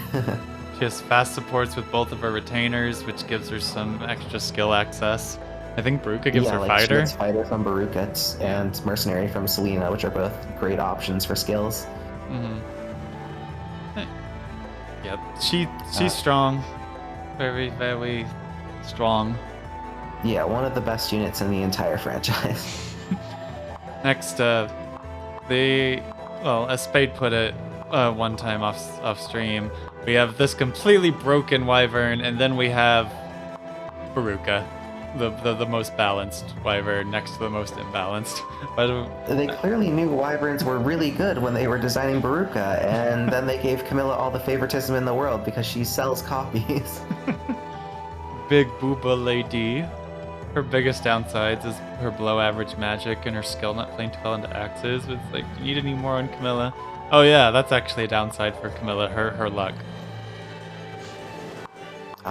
I wouldn't call it a downside though. Just based on her joy and time, her skill and luck are like better than the rest of your army too. Like the base joins with steel axe, and that's why it looks worse than it is. Yeah, the base luck is fine. It just like doesn't tend to grow at all. But we saw earlier Nyx has 7 luck and Arthur has like 0. So I'm scared to buy this gang, so I don't want my mom to see the cover art. Big booba lady. It's a wee lad. But yes, continuing on, Beruka. One thing I'd like to say about Beruka is her personal skill always spoke to me. I thought it would be really funny to get quick draw from Archer on her, and then I was disappointed because even in Revelation, she cannot get Archer from anybody. You would have to Corrin marry her for that, for the redundancy meme. So that's just a little tidbit that I was disappointed by. What do you have to say about Beruka? Beruka's kind of weird. She's a pretty boring unit to talk about. I'm not gonna lie. I feel kind of bad saying that. She's obviously not bad by any stretch of the imagination, just based on starting in Wyvern and decent bases across the board. Besides a pretty paltry speed stat, which needs a lot of investment for her to start doubling. Let's see. Like, she's a good pair-up partner for a lot of fast males. She's great for ferrying units around. She'll always have something, like, valuable she can contribute. But unless you really, really like Beruka and give her a ton of favoritism, she's never going to be, like, the star of your army. And that's fine. Like, just because Camilla joins and is, like, the best unit of all time, it doesn't mean that Beruka is bad by comparison or anything. She's like a good unit who fulfills roles that you want fulfilled in Conquest. Like, you want a lot of flyers, you want decent backpacks, you want, someone bulky who can sit on the front lines. She does all that, but it's not an exciting job. Her Heart Seal class is Fighter, if I recall correctly, which is a pretty good complement to Wyvern as well. Let's see, she has friendships with Charlotte for Fighter access, and she has supports with Selena for Mercenary, which are both good complements to her skill set too. Yeah, and I think you basically covered everything, and I've just basically never used her very much. I did in the time I beat Conquest Lunatic, just like blind. I did bring her on like chapter 24 or whatever the Takumi wall map is, with completely unleveled, by the way, and just used her to ferry people across the gap so I didn't have to deal with the middle group because she was just one of my flyers. I mean, yeah, she can do that at base, guys, so decent unit. Yep. Fighter gives her access to Axe Fair and HP +5, so it could be worse. Yeah, if she didn't get Axe Fair 3 chapters before the map was over, but maybe you can get it a bit faster if you really heavy invest. Anyway, I guess that's it for Beruka. We can move on to one of Spade's favorites. Yes, my goat. Selena. I do think she's kind of funny for a Tsundere. I thought the same in Awakening. I mean, she's cool. I've used her a little bit, much more than Beruka at least. She actually, Bow Knight Selena actually ended up being my wife for Xander in that run, and which was more to just have a big old speed pack for Xander more than anything, because God knows I wasn't using Siegbert with how awful his paralog is. Selena is cool. She starts as a mercenary, but you get decent. There's a lot of mercenaries in Conquest, either by Heartsteel or something, but it's a good class for skills. What do you have to say about Selena? Yeah, Selena is just really good. There's like a ton of things you can do with her, and all of them will make her like a solid contributor in different ways. Mercenary is a good class to start in, obviously. Strong Repost is pretty great as far as skills go. Her personal skill sucks on the topic of skills, but who cares? She's good enough without it. It's funny, though. It's funny. It is funny. I mean, I don't mind the flavor, I guess. At least it's not Arthur's personal skill where it makes him worse. Yeah, I mean, the one dual strike in a million you might crit, at least if you don't have bronze weapons on everybody, and then she'll crit again if it somehow didn't kill the first time. Just to be safe. Oz, you're right. It's so funny that Xander literally named his son after his sword. Why did he do that? But let's see. So she's got multiple build paths she can go down. You can promote her pretty early, put her into Bow Knight, and she'll just have good combat. Not my favorite thing to do with her, but it also lets her get her rally bot build online earlier, because she starts in a line that can give her rally skill. She gets pretty easy access to rally speed because she can Heartsteel into Falcon Knight. She can get rally defense from her friendship with Beruka or Camilla, because she has 2 fast supports with both of them for reasons that are pretty obviously important, but I'll get into that in a sec. Marriage with Keaton, marriage with Arthur for rally strength. So she's not like the definitive best rally bot because she's not bringing like anything special to the table exactly, but like it's pretty rare you can get rally speed on a unit. I think the only other examples are like whoever marries Azura or like Shigure, people like that. But I think my favorite thing to do with her is that you can put her into Wyvern really fast from her fast friendships with Beruka and Camilla. And it sucks that she, starts with E ranks in that and can only use bronze weapons. Obviously bronze weapons are great, but you'd prefer to have some extra hit rate from the axe rank and whatnot. But like, she only takes 5 maps, I believe, in order to get into Wyvern, and is just a great combat unit with good skills from Bow Knight, and if you want to, you can get stuff like Darting Blow from Pegasus Knight, I guess, and Rally Speed. So she's a great mix of a utility unit for rally. She's a great immediate combat unit with Mercenary or Bow Knight. She's a great investment target with Wyvern. She can just do a lot of different things with a lot of viable paths she can go down, and I just think it's plain fun to slap her in Wyvern and have a really dominant Wyvern without it being so dominant like Camilla it breaks the game in half. Yeah, and also I like her hair. I like the physics on the ponytails. I like half the character's hair in this game. Good hair. 10 out of 10 game. Yeah, clearly. Yeah, Spade definitely knows more about Selena than me. I did hear about the rally bot build before, and it's weird. Like, it's obviously a reference to her mom, but kind of weird that her Heartsteel is Pegasus Knight.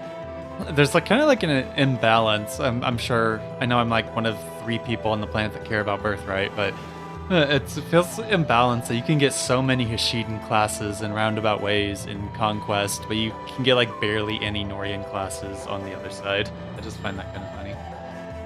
Yeah, I think it's just that like they wanted to give all of the people from Awakening a Hashiden class to reference the fact they're not from Nor with their Heartseals. Yeah. So that's why all the Awakening kids get them, even if it, puts a lot of Hashiden classes in the pool that wouldn't be there otherwise. Wait, what's Inigo's Heartsteel? Ninja. Oh yeah, I forgot about that. Right then. So let's hop back into this nonsense. Also, We have a new unit, everybody.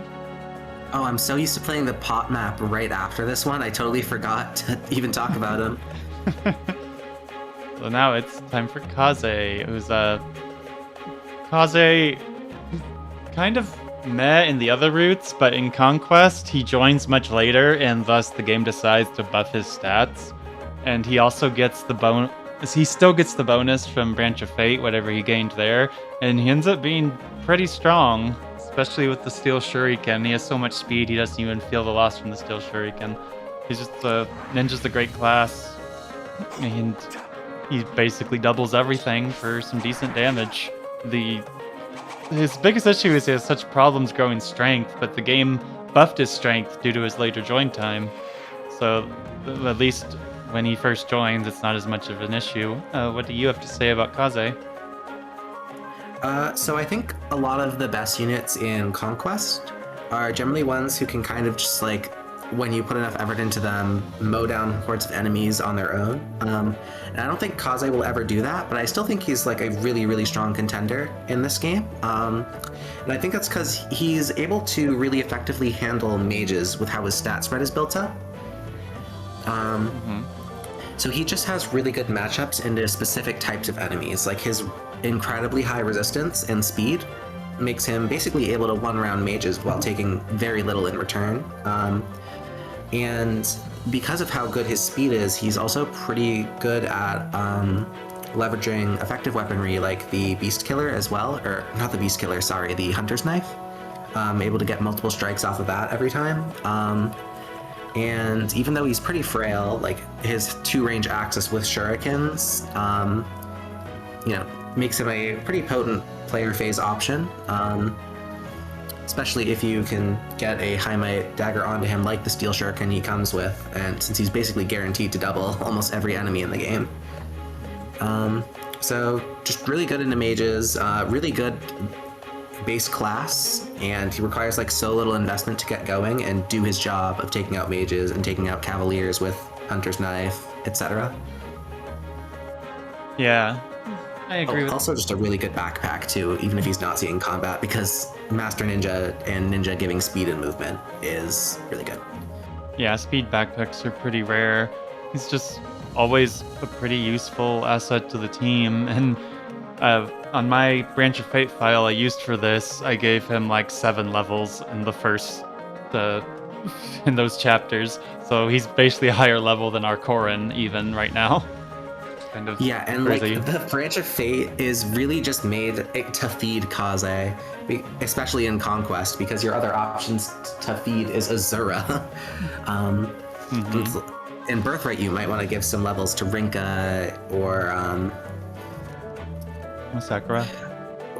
I was gonna say Sakura, but then I realized, wait, she's not really taking XP from Kaze. Yeah. But the only thing you really need to care about in Branch of Fate is Kaze building up his Shuriken rank. Like right now, you can see he has C&5. I think without Branch of Fate, he'd just be at C. And get him some levels, and he can hit his strength procs a decent amount of times in Branch of Fate. And actually, being a Branch of Fate unit is pretty beneficial to him, because if you get a good Branch of Fate file with a really good Kaze one time, you can just keep using that Kaze. So it's like, you can kind of just, once you get a good Kaze once, you have a good Kaze for life, until you want to make a new Corrin. This dude is just zooming. Like 23 speed is ridiculous. So no one can match that speed right at this point in the game. Granted, it's variable because I got speed level ups in Branch of Fate still, but like it's not even like that higher than it should be right now. And with stuff like a speed backpack, he can even like double some of the absolute fastest enemies in the game that no one else can double, like Master Ninjas and Samurais, which is a really impressive feat that I don't think any other units are matching at this point, besides maybe a hyper-invested, like over-leveled unit. Basically. So yeah, he's the most ninja to ever ninja. Love Kaze. And being the most ninja when ninja's really good is a really good thing. Yeah, literally his only flaw is sometimes he'll get strength screwed. But again, that's less of an issue in Conquest because of the higher bases he gets for joining a few chapters later. Didn't see where he placed him exactly. Gosh, dang, they hurt. Bye, Silas. Kaze value. Kaze value. Holy, what? I have never seen that skill activate in my life. Kaze value, yo. The pot smashing noise makes me want to break something in real life. Erika, get over here. What? No, why me? Colon 3. Okay, so now that I'm not focused on something, yeah, we'll start with Laslow first. Because I know what you're eyeing the other one. We got Laslow, the funny rally man.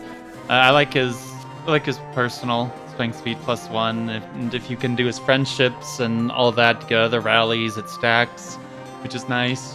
So it's like obvious. Get some rallies on him, it'll be fun. It'll work out, trust. Otherwise, I think he has pretty good strength. I think the speed starts a little shaky. I don't think it has much trouble raising. In general, good mercenary skills, good candidate for Soul Ninja. Just pretty versatile for a mercenary. What do you think of good old Laslow? I think if you're like going in expecting Laslow to be like a combat god, you're gonna be a little disappointed, but he's like serviceable enough at combat. He's actually like a really good candidate for an instant master seal to promote to Bow Knight. Getting bronze bows on him is really good, and it gives him a decent boost to his speed that lets him actually hit doubling thresholds, unlike at base. It's funny you mentioned that. I actually did I got him like 1 level on here, and then sent him into Bow Knight, and he was super useful actually. Yeah, it's a really good short-term combat solution to him. He's never going to be like the best combat unit in your army. Like he can do things like Soul Master Ninja at base, like you mentioned. But he kind of struggles just from not having the best stat spread for it. He's like a little bit slow for it. His stats overall, he doesn't like excel in any area besides maybe like pretty solid strength growth from what I remember. Oh my god, Bella the Otter, thank you for the follow. Look, Otter, it's another otter. Get out while you can. He's gonna send you to space, please. But no, don't worry about that. Anyway, Laslow is more of a utility unit in my eyes. After you get his early promotion out of the way and like he starts to fall off a little bit, he has his +1 strength, speed, rally to fall back on. His personal skill, fancy footwork. yeah. And I would argue that +1 strength and speed is like, despite being such a low number, being able to give like a 2x2 radius of units. There it goes. Everybody hates otters so much, and for what? What did we do? Sorry to interrupt. +1 strength speed might not seem like a lot, but in a game like Fates, that lets you get past a lot of thresholds. A lot of the time, you'll be just 1 short of doubling even after a meal or a tonic, or you'll be just short of 1/2 shotting. And even just having a unit you can deploy for free with like 8 movement in Bow Knight and press the rally command, and all of a sudden now your unit's hitting kill thresholds. But he is able to work with more high effort builds. Like Soul Ninja is something you can do, like I said, but I think it's better on units like Silas or Xander or anybody really with more defense than he comes with. But his best build, I'd say, is probably Rally Bot. Just because it synergizes so well with what he already does with his +1 speed and skill rally. He only comes with rally skill in his base class set because he comes with ninja and mercenary. But rally skill on its own is really nice. It's like you're never gonna complain about having like half a dozen extra points of hit. And then with friendship, he can get access to the fighter tree from Keaton. And he can also get access to another rally from his wife. I find the easiest one to like get him in, because it's like an okay class for combat, is Falcon Knight from Selena. Since she can't pass him Mercenary, she'll pass him Pegasus Knight. And he also can get Rally Resistance if you hate yourself. I wouldn't recommend it because it's terrible to put him into strategies, but you can. Yep. And yes, his daughter does love women, yes. But even if you're just like deploying him without having gotten him any of his other rally skills at all, like literally just pressing the rally for +1 strength and speed is sometimes worth a deployment slot in Fire Emblem Fates, which is crazy, but true. Very true. Yeah, that's about all I can really think to say about him. He's nice. He respects women, respects women. Does he? Sometimes. It depends. I think he's more respectful in this game than he is in Awakening, at least. Yeah, that's probably true. Fates tones it back. Don't worry, Spen. I'll have a lot to say when we get to Soleil. I love her. And I now, would like happy into this game, but besides the point. now we have clearly the best unit, clearly the best written unit. She concerns me. What do you have to say about Peri? There is so much to get into with Peri. She's just a really unfortunate unit, I think. There's a lot working against her, honestly. Like, her personal skill, let's start with that, is Bloodthirst, which on a kill gives her +1 strength, magic, skill, and speed for the rest of the turn, which does let her, kill an enemy on player phase and benefit from it on enemy phase, or benefit from an Azura dance, and then she can go and kill something else, basically guaranteed, because +4 strength, +4 speed is a massive bonus. Especially when you come with other damage stacking sources like Elbow Room. Yeah, it's a little bit niche, but like I honestly do think it's one of the higher end of personal skills. 'Cause that's just so much stats to suddenly get. The only tragic thing about Bloodthirst is that for some reason, it doesn't stack with rallies, unlike almost every other stat boosting source in the entire game. Oh. And so if you have a well-built rally bot, like all of a sudden Peri's going from having this like uniquely huge boost to give her, even at base 17 strength, 17 speed is crazy for this point. Especially with Elbow Room giving her 3 more, so it's effectively 20 strength, 17 speed. You can't rally her. So once you get to the point where you have a rally bot built, now she's just not benefiting from her personal skill at all if you can hit your army with a rally for the turn.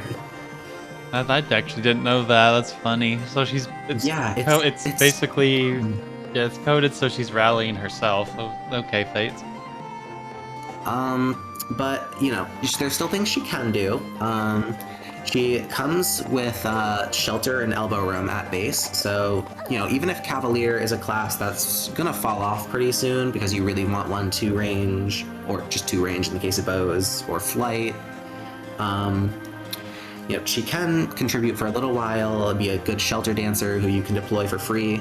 She's kind of in a similar boat to Laslow, where even if you're not using her, just deploying her for Shelter sometimes might honestly be worth it. But the other tragic thing about Peri is that her Heartseal class is Dark Mage for some reason. I guess because they really want you to benefit from that +4 magic from her personal skill. Even though she has like 5% magic growth. Yeah, Dark Mage gives her like nothing until you get to like 15 Dark Knight, I guess, and Life Taker has some synergy with her personal, but... To be fair, probably the only use case would be dipping into Dark Knight for Heartseeker and I guess Malefic Aura if you have a lot of magic units on your team. Because she can just... at 15. Yeah, and she can just use swords as a Dark Knight, and that's at least something. She can. It's just, I feel like, not worth it, especially with how few Heartseals you get early on. And then by the time you get her to the point of, like, having infinite Heartseals, are you really trying to dip your physical units into Dark Knight for some minor benefits when you have other Heartseeker units already? I like the idea of just having Heartseeker, but yeah, it's an effort. Yeah, and let's see. I guess it's also a little... Our other downside is that it's pretty difficult to get her into a class that suits her. Of the top tier classes, she kind of struggles to get into Wyvern Lord through anything but Xander marriage because she can't marry or have friendship with Beruka or Camilla. And she doesn't really serve as a great backpack for Xander. Cavalier's bonuses are not particularly huge, and Dark Mage's bonuses are not things he wants. So generally you're going to want Xander's wife to provide more from, marriage. She can marry Kaze, and also she can get Felicia friendship to end up in a dagger class. Preferably marrying Kaze because maid stats are not that good, but I guess she does have her personal skill to help buff her stats effectively, even if it doesn't stack with rallies. But I would say that she doesn't really have the bulk to pull that off. Like, her personal res is a lot better than her personal defense. One, she has the pot on right now for +4 defense, and then Cavalier's defense is better than its res. So it's tricking you into thinking her defense is respectable when really she's pretty frail. So I remember that too. Her defenses were not the best. Yeah, if you put her in a dagger class, she's just going to be a worse version of Kaze, who is free. And if you put her in, I guess her best option is either obviously Xander marriage, but she doesn't really give Xander a lot because he gets Dark Mage from it, which I don't personally think he's good in, but you do you. Dark Mage Xander, go. Go my Nosferatu, do 5 damage. And her other option is like Selena friendship to end up in Bow Knight or Laslow marriage, because she does have a fast support with Laslow, which I think suits her well. Bow Knight's a very good class in this game. I'd say it's probably my personal favorite spot for her to end up, but even then, she's not bringing anything unique to the role, and it takes a while for her to get into it, so she's going to have to work her way up from E-bows and not get weapon rank bonuses, while Selena will already have time to build up her bow rank, and same thing for Laslow. She's just kind of there with like things she can do with free shelter, final builds that are decent, but she's never going to be the best person at using them. I still really like her though because her hair is pretty, so S tier. Yeah, clearly the best reason. Also, I know we're mostly doing gameplay reviews, but you can't talk about Peri and not talk about just how weird and terribly she's written. Like, she's just a straight up serial murder hobo. Yeah, and for some reason she's Xander's retainer, who's like supposed to be this noble prince of Nor who cares about his people above all else, but he has a fast support to marry a psychopath who loves killing servants, as we see in her Felicia support where she tries to murder her. Yep, poor Felicia. If you try to get that friendship, she has to fight off the murder hobo. Yeah, you're right, Spen. Because she also gets some points docked for not giving her kid her cool hair. Only giving them the blue sucks. And because Peri apparently just had a thing of killing her servants when she was growing up, and seeing Felicia in a maid dress has like spawns that. It's so weird. Like, I genuinely think the supports are more entertaining in this game than the actual story, but the amount of just other characters bending over backwards to try to make Peri make any sort of sense is really egregious. Yeah, I think of this cast where a lot of characters are pretty gimmicky and all their supports kind of feel the same, she's like the worst offender of it, because she's not even likable the first time. The only thing I like about Peri is that she's just kind of a nothing unit, so whenever I make her work well, I feel really rewarded, and I like her hair, again. So she's my GOAT, but what were the writers thinking, and what were they thinking giving her Dark Mage? Basically. New units. First, let me check if I can do anything to this. Okay, that will kill him, actually. Right. So we have... In Chapter 7, we had hit issues and good in general. Now we have hit issues and good in general 2. Electric Boogaloo. If I had in general might be an overstatement, but if I had a nickel for every time this happened, I'd have 2 nickels. Isn't a lot, but it's funny it happened twice. Yeah, it's an interesting choice to make a fighter and a knight join alongside each other twice, and then have those same fighter and knight pairs join in the same chapter in Revelations. I don't know what their obsession was with that. Benny's fun first son, though. Yeah, so who should we start with? Who do you like more, Spade? Who I like more is Charlotte, so we should save her for last and start with Benny. Alright, so Benny is a good statement on just how strong the cast is in Conquest, because he is probably easily the worst character in the game, and yet he can solo 2 of the most annoying chapters in the game with no investment. It's kind of funny, actually. Yeah, there's some competition for the worst unit slot, but nobody in this game is that bad, besides maybe some of the child characters, can be pretty awful, like Kana. No offense, Areku. I'm just throwing shade at my chud son. How dare you? Maybe your son should have thought of that before he decided to be a chud. I don't know. Otters are so rude, guys. I deserve it after how mean everyone is to me. But yeah, Benny is, like you said, I personally have him as my worst unit pick, but he's still pretty decent, and he has a lot of good places to use him. I definitely prefer him to some units I consider slightly less terrible than him, namely Nyx. I guess the other units I could see taking his spot for worst would be the late joining Corrin sexuals, but we'll get to them when we get to them. Yeah. I think, unlike Effie, who just kind of has anything and can reclass successfully, and just a ton of strength, Benny is a wall. He is the most knight to ever knight. And for some reason, he has 3 different ways to access the fighter class, because that's the only thing they could think to give him, I guess. Yeah, his only friendship routes in this game are both to fighter, and his heart seal class is fighter. And don't get me wrong, fighter's not a bad class to have. And don't forget, he has a fast support with Charlotte, which guess what? Gives him fighter. But yeah, fighter is a good class to have, don't get me wrong. Axe Fair is great. He can go into Great Knight and use axes pretty okay in there, I guess. He'd still probably rather just be using lances, because Beast Killer is his big niche. And best skill Gamble, can't forget that. Yep, definitely. The one skill that I get it, and I immediately feel the impact for the rest of the chapter because my character is worse now. Benny, is really just suffering from a lack of any way to get into a good class easily. He, of course, has Wyvern marriage with Camilla and Beruka, and I guess he could go maid, but really, I think you're better off just going for a lower investment Benny and using him where he's best, which is, I think, Kitsune Lair.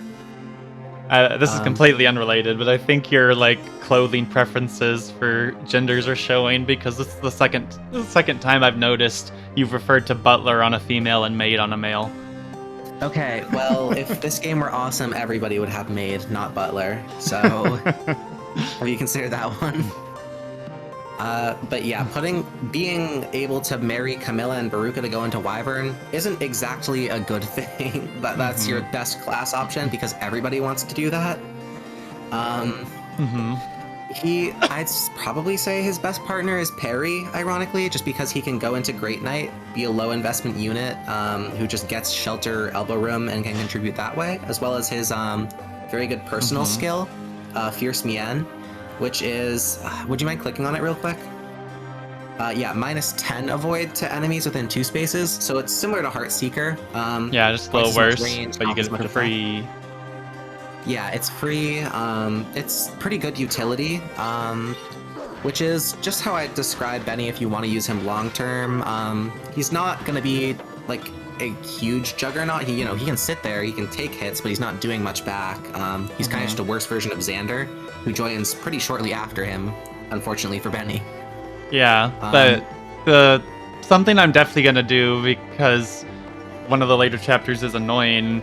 The one where you fight all the kitsunes, you just give what you can do with Benny that I've recently tested. You Master Seal him just right now at level 15, and then literally 6 chapters later, in chapter 19, he can just solo the map. He has so much defense. He gets 8 levels, and also with chat saying the speed comment, Junko. Generals in this game get a skill that makes both them and the enemy impossible to double, and Benny is probably the only character in any route where that skill is actually a good thing, because he's never gonna get enough speed to do much. So you just put Wary Fighter on him, and no one can double him, and he has so much defense that he just won't die unless it's a mage. I think the other important thing to note about Benny is if you look at his strength of 15, for this point, it doesn't look that bad. But then you need to account for the fact that he's a knight, which has a pretty good personal strength for a class. And then he's level 15, as opposed to Charlotte, who joins at like level 10, for instance, at around this time. Benny's strength is pretty bad, actually, for his level, and his growth isn't particularly impressive. So honestly, if you want to use Benny like short term for maps like Kitsune Lair, he can just kill just fine with a Beast Killer, but in general, like, I think he's better at just running in with a Javelin, chipping down big groups of physical enemies in like Great Knight, you know, especially with Peri marriage, since he can get shelter or elbow room that way. And then letting everybody else clean up. And being able to tank enemy groups is kind of hard in Conquest, especially because not many units have like decent mixed bulk like he has. 10 resistance is not bad at all for a unit with that much defense. So he has places you can use him, and he can like be a decent support slot for your army, but I feel like he's never going to be the unit who's contributing the most. He's never going to be taking kills unless you give him heavy favoritism with like a Brave Lance and attack stacking. Yeah, and worth noting that we'll say more when we get to the paralogs. His son is like him, but fixes all of his issues, so you can at least use Benny and then replace him with his son if you want to. Yeah.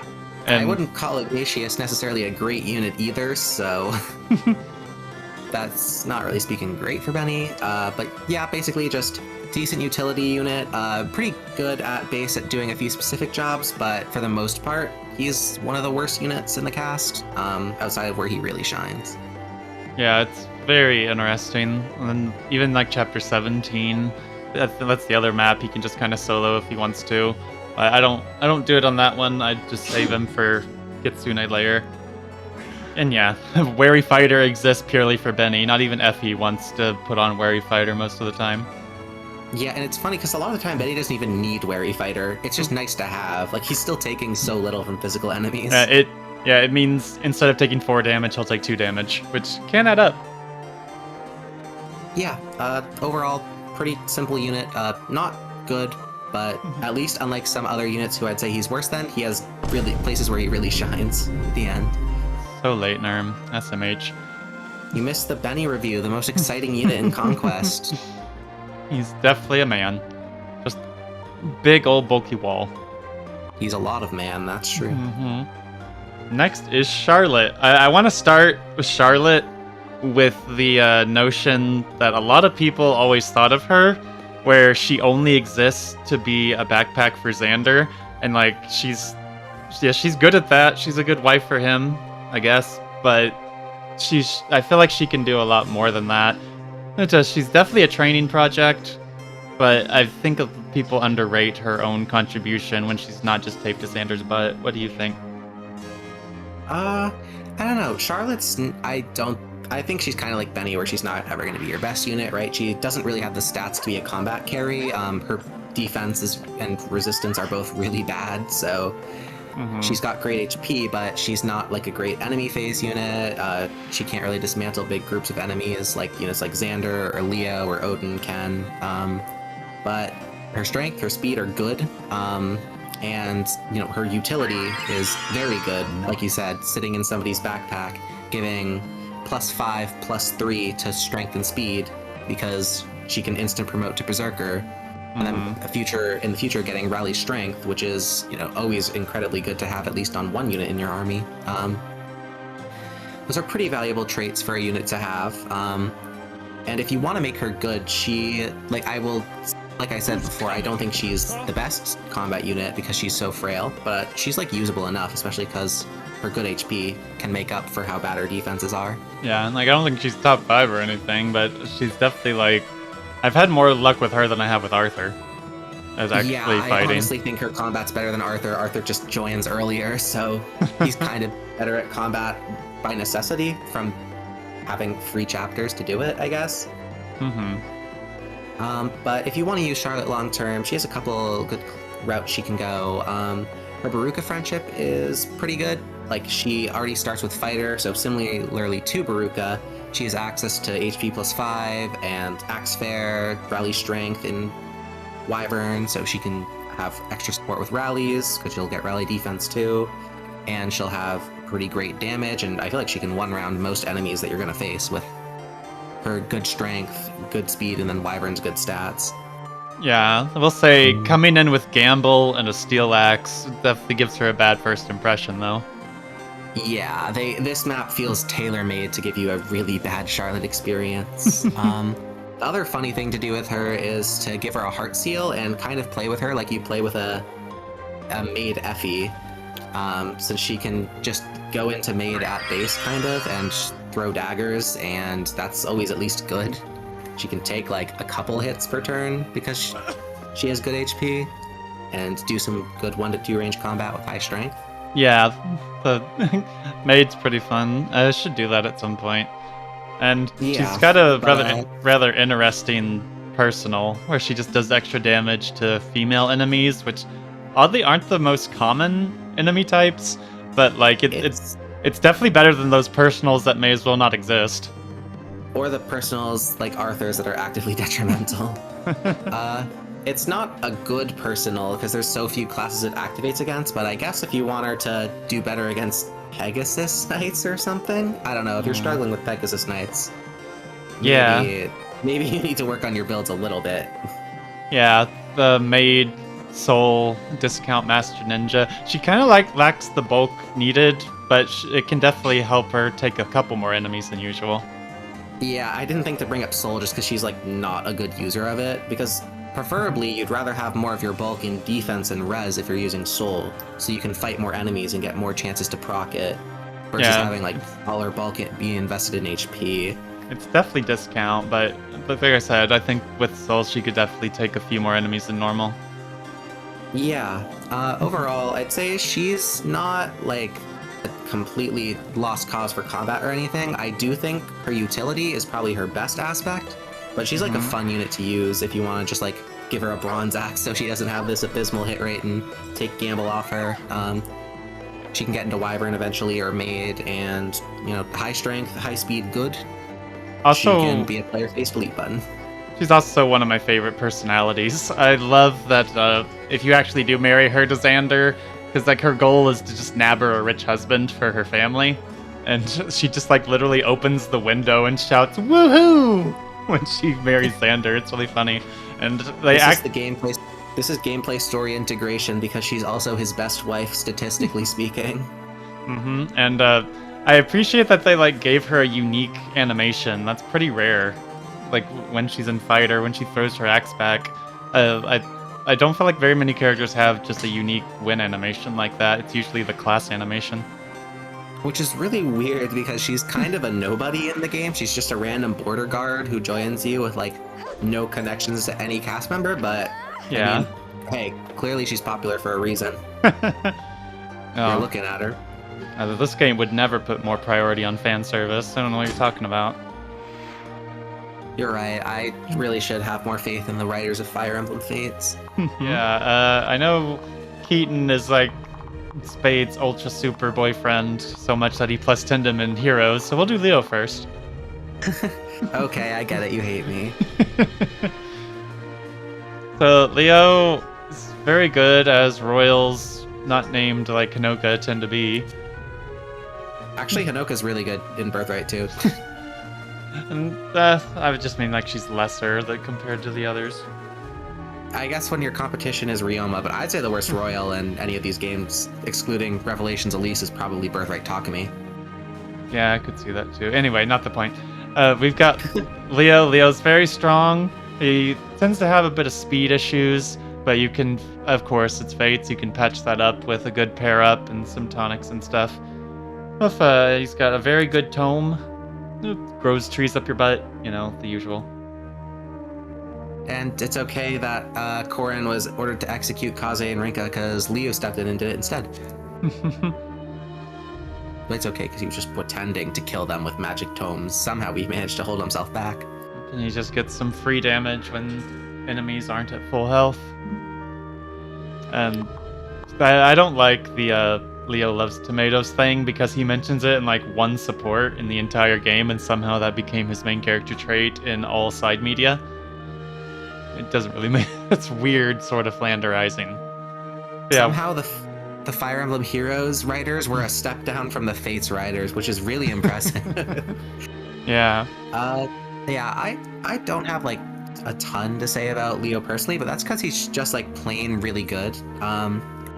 Like as you can see, just looking at his stat spread, like comparing him to most our army, his stats are like on par or exceeding most of our units in most areas. You know, 20 magic is very strong for this point with no investment, especially. His mixed bulk is really good. 34 HP is pretty high for this game. 16 defense, 20 res, both really good. It's very notable that he's like very good mixed bulk, which is like rare for mages in this series. Yeah, definitely, especially in a game where he has Nosferatu access, but let's see. Leo is a pretty straightforward unit. Just like give him a speed backpack, and even at base, he can pretty much one round reliably like all these archers on this map, like any sort of generic infantry unit. He just has enough magic that with any sort of speed help from rallies, inspiring song, tonics, or pair up, meal. Again, there's a billion ways to boost stats in this game. He can pretty much one round with no investment, but you know, if you do give Leo investment, he can really go a step above and beyond too. For example, he has a friendship with Odin that can give him vantage access, and he might not be as capable of stacking a billion damage boosting skills as someone like a Gen 2 unit like Ophelia, but he can pretty easily do what she does and walk through a map with vantage, one rounding everything, or because he has to get Odin friendship, they can both reclass into magic classes after picking up vantage and do dual vantage attack stance strategies. And yeah, overall just get him a fast backpack, and he will serve you well. And if you want to go the extra mile with something like Odin friendship or giving him something like Beruka marriage for Wyvern flight, he'll be even better. So yeah, just really good. Very, very solid. He was definitely one of... Shout out to skills too. Pragmatic is a little bit niche. Like I feel like Leo does enough damage that if anybody chips an enemy at all, then he'd probably kill anyways. But Malefic Aura and Heartseeker are both really good skills. Especially Heartseeker helps him a lot. Just he was definitely like a mainstay of the one time I beat Lunatic on my own. I don't know. I'm generally not a fan of like deploying characters purely to be backpacks, but that Nyx Outlaw just fixed every issue he could even dream of having. Yeah, definitely. Also, shout out Brynhildr as well. It's not like a crazy good tome, but it's basically just like a free forged Thunder tome. Like I forget exactly how its might stacks up compared to Thunder, but it's like a +2 Thunder for free or +1, which is just a nice trait to have. And also notable. Man, there's not that much to say about Leo. He's like just good. Yeah, also notable completely out of left field, the paralogue where you get Odin's daughter, like makes Leo even better because it gets Horse Spirit and Calamity Gate, which are 2 tomes that help. I feel like they help Leo notably more than anybody else. Yeah, he's a really, really good user of Horse Spirit and Calamity Gate, and if you reclass him to Sorcerer, like he can basically do what Odin does with Nosferatu tanking. It's just Heart Seals are a little bit contested at this point. And yeah, that's our buddy Leo. Here's his model. Very nice. I like his horse. Like if they gave the horse horns. And now Keaton. Of course, we love Keaton. Keaton's kind of interesting. I always kept him in his base class, but he has absolutely no option for 2 range as that, which tends to be something you want. So I definitely understand the wanting to change him to something else. Also, I've always thought the wolf model looks really weird. Why don't they have eyes? They're more like Yetis, if anything. But yeah, we love Keaton. What do you want to say about him? So, like, like we've said with Arthur and Charlotte before, the most straightforward way to use this unit is just give him a quick promotion and have him backpack on a strong primary, probably female, but obviously he can work for men. Because his base class gives plus 3 strength, plus 3 speed as a backpack. And if you instant promote him, then he'll give +4/+4, which is very solid bonuses. But unlike some other backpack units, like mainly Arthur, who I just really am not fond of the combat of, he actually does have pretty great stats in his base class. It is 1 range locked, which is really unfortunate, but because of his skill, Beastbane especially, he's pretty easily able to handle certain enemy types like Cavaliers, as long as they don't have like 2 range mixed in. And there's a lot of useful spaces where you can find for that. He's also pretty good on Kitsune Lair as like a player phase unit, although he also takes effective damage from the ones with Beastbane, so use him at your own discretion there. Be careful there. Yeah, but he's just, pretty... also, his reclass is Fighter, which is funny because it basically just does the same thing Wolfskin does as a backpack. He won't have any weapon rank to work within it, so he'll be stuck with bronze axes instead of using his beast stones, but he can get rally strength that way, and you can switch him to be a +5 strength, +3 speed backpack, I guess, if you need the 1 strength over the 1 speed that badly. He's not going to be like a 1 to 2 range juggernaut because he literally can't be without something like Felicia Marriage, or, actually no, he can't do 1 to 2 range even in classes like Fighter and Wyvern without some weapon rank training, but he's just like got great places to use him at base, even if you instant promote him with Beastbane, and then he's just a good backpack who does occasional combat. Pretty good. Not exceptional, but good. And of course we got the portrait mod, which is a huge upgrade.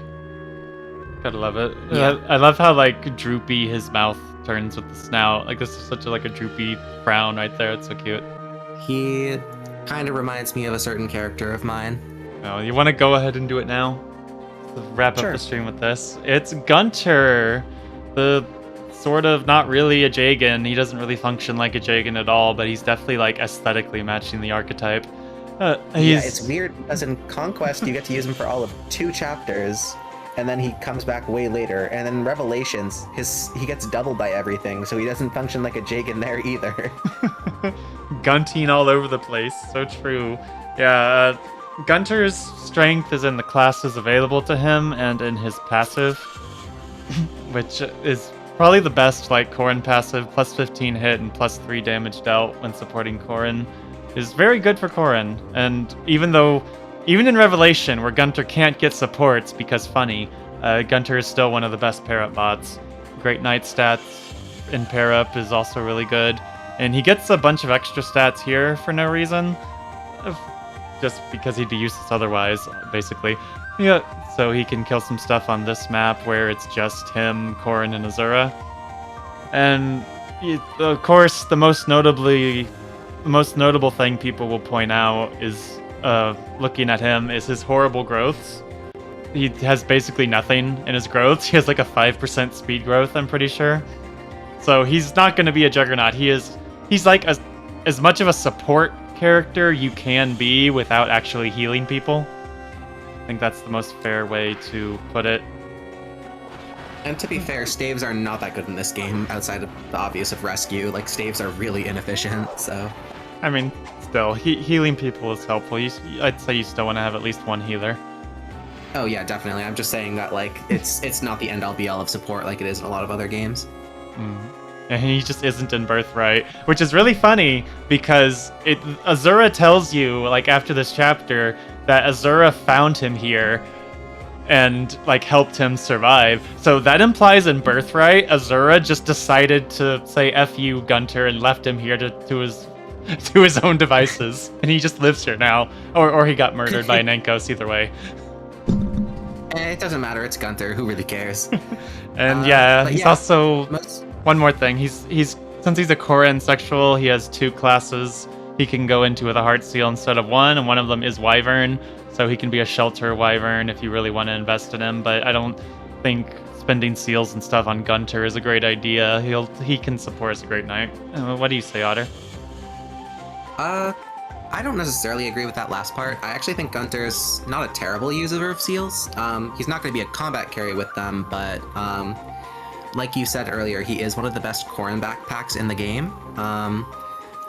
And he's pretty easily able to like just become a Wyvern Lord or a Malignite, depending on what their class is, and become a really strong fairy if Corrin wants to stay in a grounded class. Since flight is so important in the mid game, that's actually a pretty valuable bit of utility that seals can give you on Gunter. But yeah, Gunter is pretty straightforward in what he wants to do. His stats are not good, and they're not going to grow like at all. So he really is just here for utility and maybe killing one or two things with effective weaponry. You know, like we mentioned, Benny can solo maps as a promoted general with Beast Killer, and he's not nearly as good at that as Benny because his base defense, I'm pretty sure, is lower, especially after being given a Master Seal on Benny. They're pretty even. He's got 20, Benny had 21, I think. Yeah. But, and also he's weak to the Kitsunes and Kitsune Lair with Beastbane. Which does not help him. But yeah, he's not here for combat. He can use effective weaponry well, like I said, because he has 3 different weapon ranks to work with. He can use your free Armor Slayer, hammers, Beast Killer. But his most important role is as a Corrin backpack. His best class for that is probably either Great Knight or one of the Wyvern classes. Just because Great Knight's parrot bonuses are really strong. They're like entirely in strength, defense, and movement, which are what you want. Same thing for Wyvern Lord. Malignite is good for Magic Corrins. The other thing you can do with him is turn him into another rally bot. I know we already have a lot of those in these games, but he, in his base class, has access to rally skill and rally defense. And then he has friendship with Jacob to get rally resistance. So not the most important rallies in the game. I'd say those are definitely rally strength and rally speed, although rally defense is definitely up there. Like coming with shelter for free and having rallies on top of his backpack utility is just extra things he can do when Corrin doesn't need to be paired up or you don't want the specific bonuses that Gunter gives. But yeah, overall, backpack out of 10. Yeah, pretty decent. I do find Gunter a really interesting character as a unit because like it's like they just decided how good can we make a character when their stats and growths are just horrid, and I'd say they did a pretty good job. I don't really like using him. But I probably would if he actually was like able to support people and actually pair up, even though no kid would want his growths, by God. Gunter father Kana is incredibly funny, because then you just have Kana be even more useless. Yeah. But again, I just find support routing to be incredibly difficult in Conquest. Maybe I need to get better at it. And so deploying someone who can't pair up with anybody isn't very appealing to me, but I do find him very interesting, and he can just be very, very helpful to have around if you do want to have a complete utility character like that. Cavalier's not like the worst class for Corrin if you do want to get it on Corrin, but obviously Corrin has friendship with Silas that they can build up throughout the entire game, so yeah, he does kind of break up your support routing a little bit, although it is nice that he does come around the point where you're pretty much done with a lot of your early supports, or like 1 or 2 maps away from being done. Yeah, I so agree with that. In after you bench some of your less useful partners. Yeah, that's basically how I feel, Cactus Pair Gamer. Yeah, that's Gunter. He's Gunter. Again, I definitely feel he's one of the more interesting characters, just more interesting units like in the series, because so much of like face value of a unit in Fire Emblem is how good are their stats? Can they kill stuff? Or can they be useful in the more obvious stuff like healing or giving some big bonus? And they just were really creative with them, I feel. So props for that. Yeah, if only he had more than Jacob friendship, because God is putting him in strategist for rally resistance awful. Yeah, that does sound pretty horrid. But yeah, You're right, Jonko. That is his most important trait. be wary of him guntering all over the place. I'm actually, for once, I'm actually kind of looking forward to this. Quick, Areku, do yourself a favor and set her as the castle attendant so she can never be in the dining hall. Good point. Well, That way you can get Jacob Tech- there. technically a different unit. We did talk about the servants before, but now we talk about Servant 2, which, this can probably be much shorter. Basically, this is the point where you get the servant you didn't start with. And since I actually did Branch of Fate as male Corrin and then had a sex change operation, Felicia's actually going to be a bit stronger, because even though she's coming like 10 levels higher, she still gets the Branch of Fate experience. So that's kind of funny. Yeah, but there's... Felicia's a better Servant 2 than Jacob, who just feels kind of useless as Servant 2 in my opinion, but neither of them are great. The perk of the Servants is them coming promoted and still getting free experience at the start of the game, and this just kind of completely ruins that advantage, I feel like. What do you have to say about Servant 2, Otter? Servant 2 is absolutely has like no carry potential, unlike an early Jacob or Felicia who can get into really strong classes and pick up really strong level 15 skills way earlier than anyone else. They don't really have that niche when they come this late and have to build up supports for, until like the chapter 20s or so. But they're still pretty okay. Like you said, Felicia's a little better suited to it because of her stat spread. Just being a staffer and being able to reclass into strategist is kind of one of their biggest niches at this point. If you're willing to part with the heart seal, and her better magic gives her better heals and a little bit better tome damage. But they both kind of fulfill a similar role of just being able to reclass into strategist, pick up rally resistance, inspiration. Like you noted with the extra Branch of Fate experience, they are able to hit level 15 and made before they do that if you really want to pick up Tomebreaker for some reason, I guess. But it's just, this unit is here if you want an Aura bot, or you need some extra rally resistance units because you didn't put your first servant into strategist. They're nice to have, but they're not going to be a core part of your army, just kind of, your 12th best unit to deploy and make everyone else a little bit better. Yeah, and if you really need in Felicia's case, if you really need a mom for someone, if you're still lacking, if there's still a child you want who needs a bit of magic speed, there's not a lot to talk about with Servant 2, because it's just giving up the advantages they had by coming early.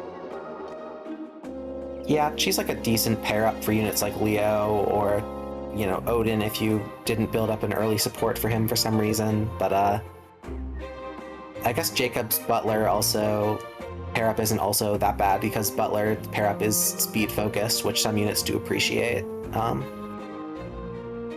But yeah, they're just okay. And on the lower end of units in the game still. For sure. And we got somebody very interesting on the map. Yeah, got our boy Xander. At first glance, a lot of people thought Xander was like the best character, and he's definitely like top 5, I think. He's got some flaws that put him behind like Camilla and Corrin, in my opinion. And it's very interesting to talk about, especially with his flaws. I guess his biggest flaw might actually be having too much defense, because the Conquest AI doesn't attack people that they can't do damage to, and that's not always a bad thing, because you can just block choke points and stuff and they won't do anything to him. But then every now and then he'll just get randomly debuffed 5 times, and then suddenly he's just dying immediately. You have to be more careful with him than you would think, even with the whole thing of people not wanting to attack him. Hopefully I've articulated that right, but even with that, it's more of just a thing you have to watch out for. Xander is super strong, ton of strength, ton of defense.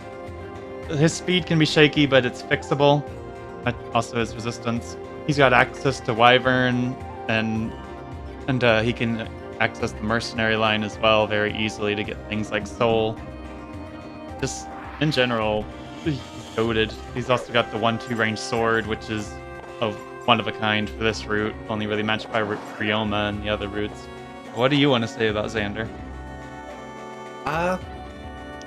Yeah, I would personally say Xander is top 5, although he could be top 4, but I definitely don't think he is not nearly as good. He's still really great, but I don't think he's as good as Corrin, Azura, and Camilla are in this game. But once you do get him, despite being one of the latest joining Gen 1 units in the game, besides the Corrin sexuals, he's actually the latest person who can get married to anyone besides Corrin.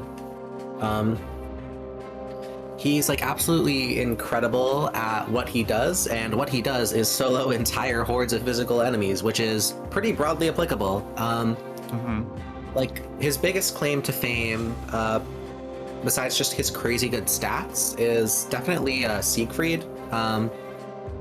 It's a sword that gives him 4 defense just from having it in his inventory. So, like you said, if he is having trouble with enemies ignoring him, he can potentially trade that away and use like a javelin or something instead, just to let them hit him. So it's at least playable around that if you don't want him to stand there and get ignored sometimes.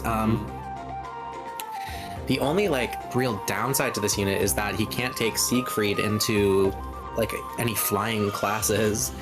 So if he wants to go Wyvern Lord, which is great that he has it in his base set, he has to give up on Siegfried. He'll still get the +4 defense from having it in his inventory, but it does kind of suck. He's stuck with hand axes and javelins if he wants to use Wyvern. Yeah. But these stats, besides his shaky speed, are absolutely incredible, and it's more than worth it to give him a speed pair up like Selena or Charlotte or Laslow. Just have him pair up with a speed backpack and maybe give him a speed tonic if he needs it, feed him a meal, and all of a sudden you now have a 27 at base defense unit who's soloing maps with a 1-2 range sword. And his defense is actually even better than that because of his personal skill Chivalry, which gives him, I'm pretty sure it's +2 strength and +2 defense and res against full HP enemies. So he really has 29 defense at base, which is incredibly high. Benny was the highest unit before this with the highest defense at base, and he had 21 after factoring in skills. So Xander is incredibly good out of the box, and with more investment, there's even other things he can do. He can pick up Soul from either Charlotte, Selena, or Laslow. 2 marriages and 1 friendship give him access to it. Which is a pretty good compliment for his skill set, given he's already taking so many enemies hits per turn with his absurd defense. He can use that to heal up more on enemy phase. It's not always gonna, save him, especially if he's going up against a group with magical enemies, because his resistance is more middling. But he can make up for that through specific pair-ups as well, because he already has so many stats he needs. The only things he really needs are speed and sometimes resistance. The only other thing to say about him is that Paladin is unfortunately not a very great class in this game, so it's pretty good to help him find a route out of it when he needs it.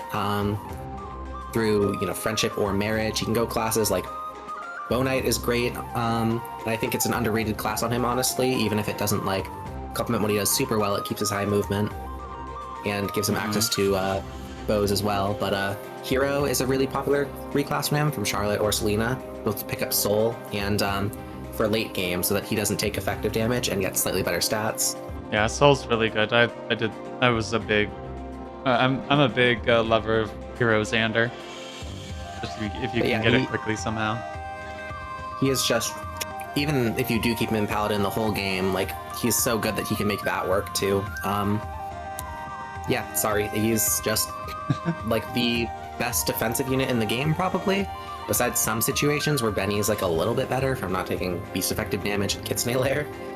That's the only situation I can think of where he's not the tankiest unit you have. Yeah, for sure. Xander in general, well, he's not nearly perfect like Camilla is, but his problems are not that big a deal, easily fixable. flaw.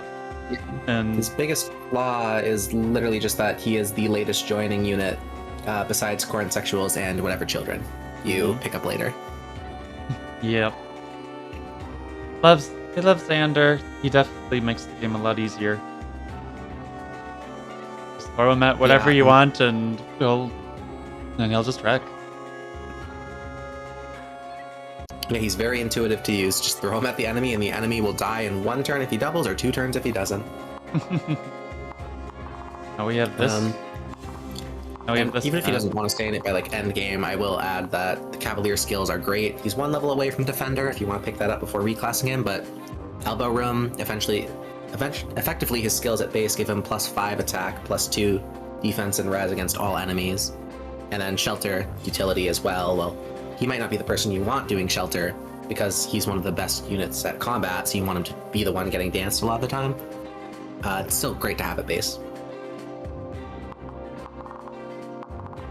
Yeah. That's about everything, I think. Yeah, I don't have much else to say there. Every time I've used him, I've either done Laslow or Selena to get him to hero, which is just a good thing for him. But he can do a lot of stuff. Maybe I'll actually try Wyvern for a bit. We'll see. Yeah. So now we got someone new. As I said earlier, Shura unit analysis without mentioning boots challenge.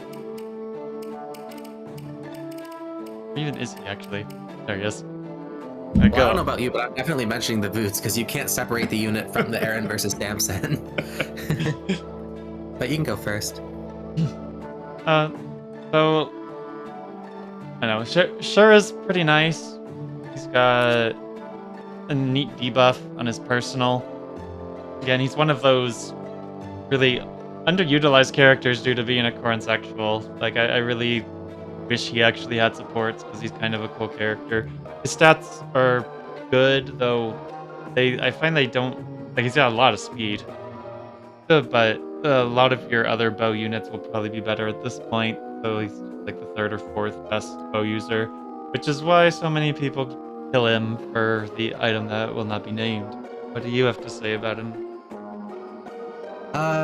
Yeah, so the thing about Shura is that, like, if you do take this unit, it's gonna be because he fills a team, like a hole in your team, that you value more than one movement on one of your best units, like say Camilla or Xander in like Wyvern or something like that.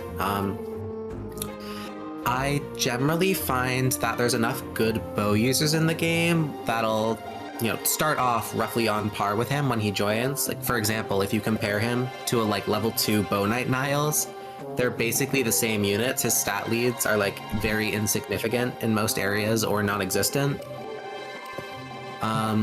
So in our team, we can compare to Effie. Effie's got more defense and less speed, but otherwise, it's that's like the only real big major difference.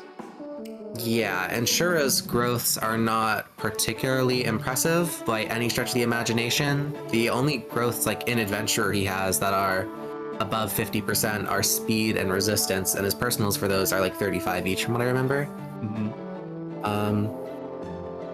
So he's not going to grow great.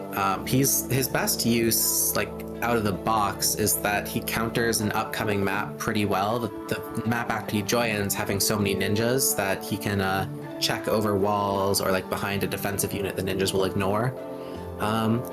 It's nice, but it's like if you have, I promoted my Selena to Bow Knight, or I trained up a Mozu, he's not doing anything special. Besides, I guess he has access to staves at base, which is, okay utility. It's helpful to have staves. Yeah, just comparing to our level 2 Bow Knight Selena, the same strength, 2 less speed.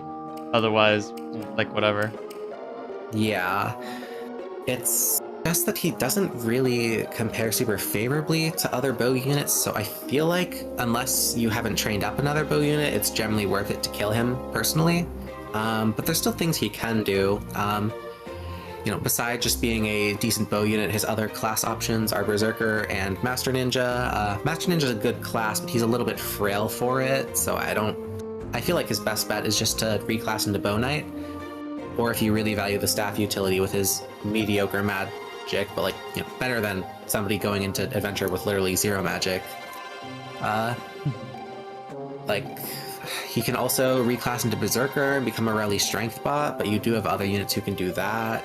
So it's like, he can fulfill multiple roles, but he's not the best at any of them, and you're giving up the most valuable stat booster in the game to get him. A unit who can't reclass and can't really be built in any, or can't get extra reclasses rather through friendships besides Corrin marriage. Yeah, I just don't have like a super high opinion on this unit. I think he's okay, and Yeah. I think that there's reasons to take him if you haven't trained, say, like, you know, Niles, Selena, Mozu, but there's so many good bow units in this game, or just units that can reclass. Even like a Bow Knight Silas with like E-rank bows can probably perform similarly to him with enough, like, a little bit of extra speed stacking, but a little less strength stacking. He can definitely hit the same kill thresholds. Yeah, for sure. He's just kind of the filler unit. If he's there if you need him. Otherwise, people kill him for boots. Yeah. So I'd give him boots out of 10, but So we're gonna get Flora jump scared the moment I open the save file. So, forewarning to everybody. I'm really hyped to talk about nobody's favorite unit. Flora definitely has more fans than I expected. I expected 0. I think it's because of the design, not because of anything else. Alright, to intrude, Lady Useless Son. It has been a while, hasn't it? I haven't been able to get you and your struggle out of my mind. Wondered how you were doing, how much longer the war would be. Realized I had to do my part. If you have me, I'd like to fight with you. So we can go ahead and talk about walking staff rank. What do you have to say about Flora there, Spade? Kaze, if he were slow. Flora, like, she's not completely useless. Like, you know, we like to meme on her a lot because she's a filler unit in a game where you can get a ton of extremely strong growth units built up by the time she joins. But, you know, coming with B rank staves and C rank shurikens, so she can immediately use the flame shuriken for mixed combat, is at least useful enough if you have a space you need filled because somebody died, or you just don't have a staffer on your team, because staff classes in this game are generally pretty terrible. A lot of people like to joke about capturing a generic maid and it just being better than Flora, but I do think Flora's stats are generally better. Like, not good stats, mind you, but generic maid stats are nothing to be jealous of. Yeah. She, you know, she does okay chip with daggers for debuffing, filler combat, and she can do a lot of what Kaze himself can do, just in 2 turns, whereas Kaze does it in 1 turn because her low speed stops her from doubling and killing. Yeah, she has, you know, Probably has more Heart strength than Seal- Kaze, but not doubling is a pretty big deal. Yeah, she has Heart Seal classes. She has the Mercenary line like her sister Felicia, and she also has Dark Mage, which she passes to her sister via friendship. I don't think she is, like, worth reclassing. I think her best role is just coming with B rank staves, being okay using the utility staves or some heals, since you probably are lacking those on your team by this point. So you can find a slot for her. And, you know, she's not completely useless. I wouldn't call her the worst unit in the game just because there's some real stinkers in Gen 2, Kana. But yeah, she is kind of a nothing unit. So nothing, I forgot to bring up her personal skill because it feels like it never does anything. And when it does do things, it's annoying because it's like, okay, well, actually, I was trying to have you set up a kill and now you didn't get EXP yourself because you did counter damage to kill. Yeah, it's basically counter magic, except it works with daggers too. Yeah, but she has to Bows. be damaged to use it, which sometimes is like not an issue, but since she comes with Lip to Serve and she's like a pretty decent user of it, a lot of the time it just won't be active if you want to play around it. That's weird. I And then when didn't you- even realize it doesn't activate when she's full HP. Yeah, it's a really weird choice on a unit who comes with a skill that can basically get them to full health because she, you know, does have decent healing output, and you should probably only be using your staves if your units are really low HP. No, clearly HP tonic plays. Just So true, bestie. HP tonic and put her in the middle of like 5 mages so they all take 2 damage. She can be like Birthright Rinka if she were a filler unit instead of a carry. Right.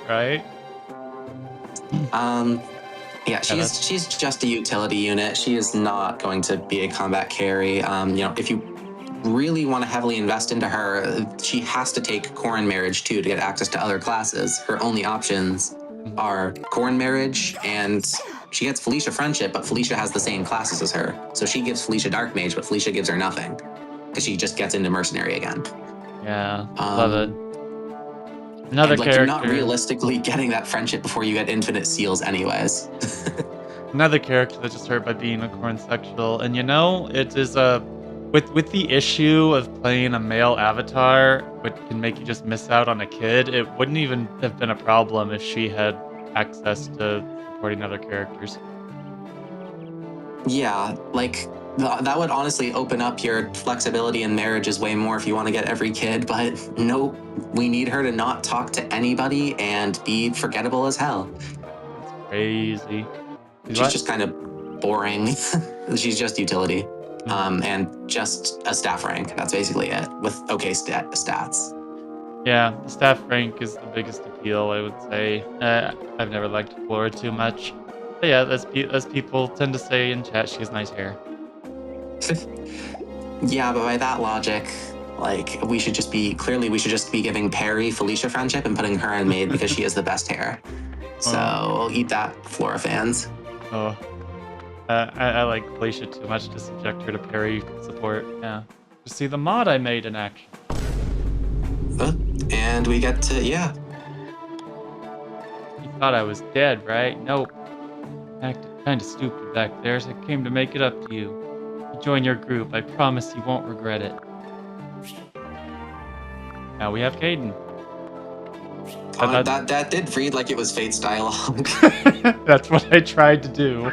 And honestly, we have characters with worse reasons to be on Corrin's side, so does it even matter? Yeah. Well, so I did prepare something for this. Let me just cock my gun. Okay, there's Spade. Say something nice about Kaden. Okay, Kaden, he's not in Birthright, so big plus for being a a range locked unit in a route that's a little bit less terrible for that. He unfortunately joined before the map where Beastbane matters the most, so he's not taking player face kills easily. He's very underleveled. Wait, you said good things. He has good strength, good speed, so he can marry people and be good in offensive classes after you train him a ton, because he's under leveled. Yay. Yay! Okay, you did very good. I'll put the gun away. His supports are Charlotte and Peri. Okay, Peri and Charlotte are both good for skills, but what is he doing in either of those classes at endgame, I guess? I guess the best thing you can do with him probably is just the same things you can do with him in Birthright, except now marrying Mozu for Archer is actually a good option instead of bad. Mm-hmm.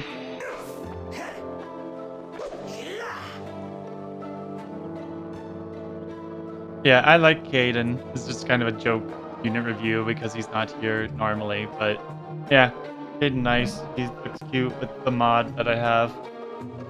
It does kind of think he has no supports because he's meant to be in Birthright and Revelations only.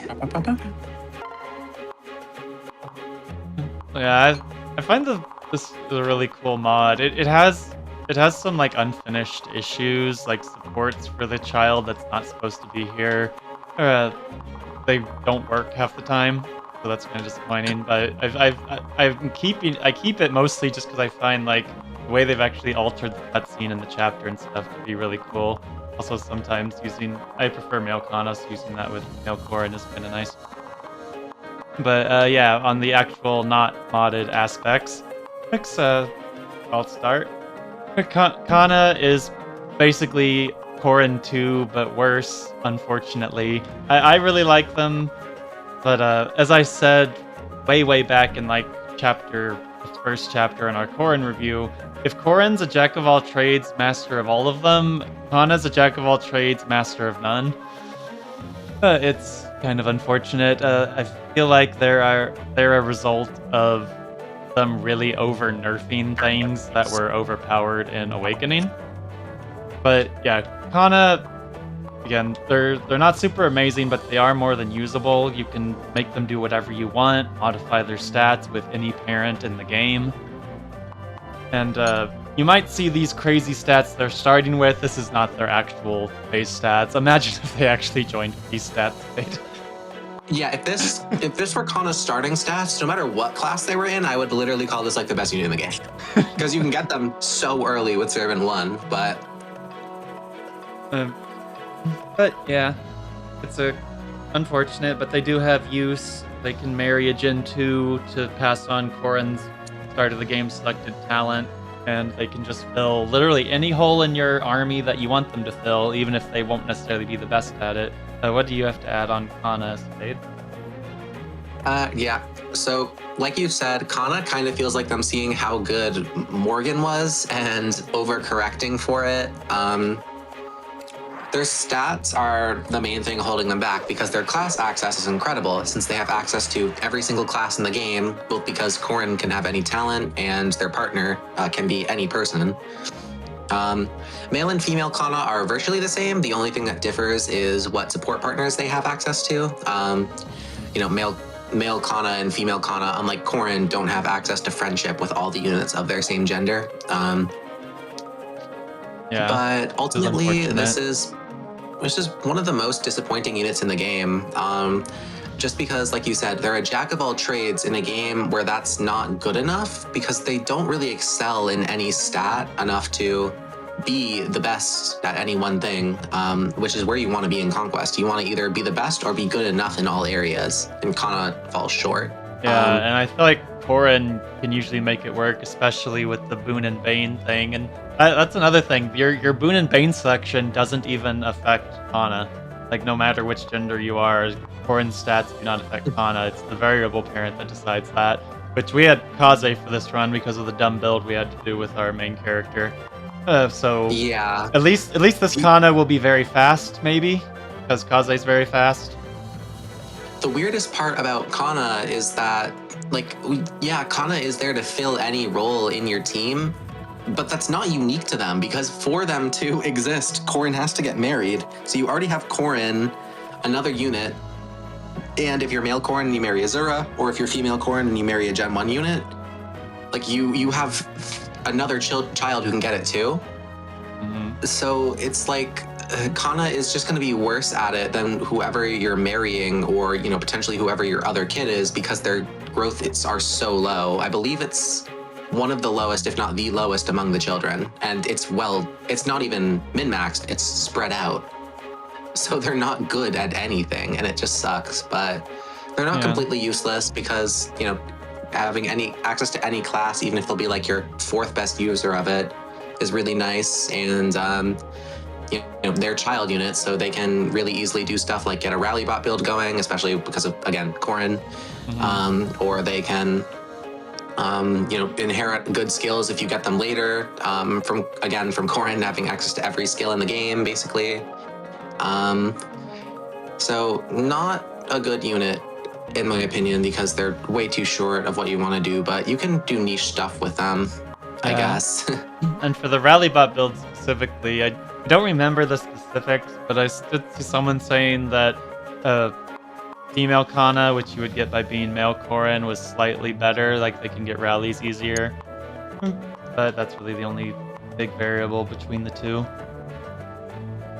Yeah, that and who they can befriend, which, depending on when you get them in, Gen 2 units can kind of struggle to build friendships because it's already so late by that point. Yeah, and if Kana does have the same thing as Dwyer, where you can get them immediately, but then their growths will probably be even worse because you'll be marrying your servant or someone like Azura, God forbid, the actual Ensis pairing, but that's neither here nor there. The servant does open up some interesting options because, they're able to get a level 15 skill and you can get Kana really early with those skills. Like a popular one is Replicate, for instance, but Yeah, I don't know. I did that Having once. having 2 copies of a bad unit does not make the bad unit that much better. Yeah. it can be kind of nice. I would definitely trade some growths for Replicate or Trample, but it's just very dependent on what you're actually doing. Again, yeah, just Jack of all trades, master of none. That's the easiest way to say Kana. I love my poor, worthless son. And I definitely do not.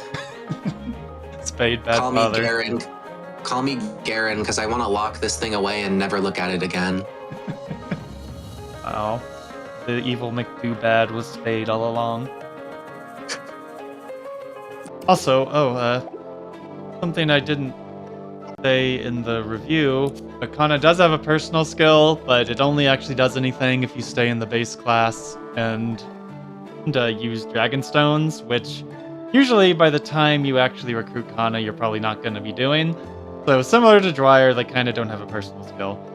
It is very nice, I will say, if you are actually doing Dragonstone build. I've had a good Dragonstone Kana before, but Dragonstone in general is just not very good past mid-game. So just do something else.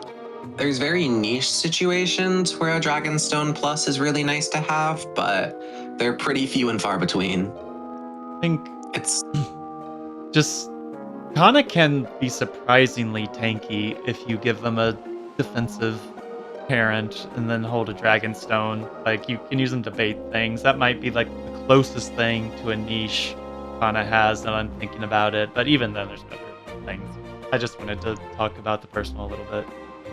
It's just like it's a high might weapon that only strikes once as well, which helps a lot against wary fighter enemies. Like, if you stack enough damage, there's some things you can just one-shot with Dragonstone Plus.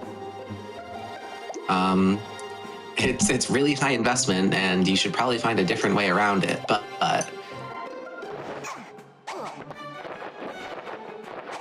Dang, they be schmoovin'. Dwyer.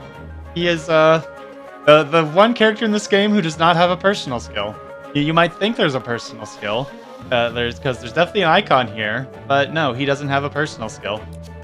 I really wish this game didn't have PvP, because it really affects the main game in some stupid ways. It does at least help in invasion, I guess, but he doesn't have it 90% of the time. It's still better than ones like Selena's, at least, because it technically helps for 2 chapters, where Selena's helping never, but... Even though you kind of skip Invasion 3 since it's like the last map, but anyway. Yeah, that's a last-ditch training map if you care about it. Hey, Dwyer is... Oh. He comes with Physic, but he can't use it because he's like 2 points off of rank C. That's funny.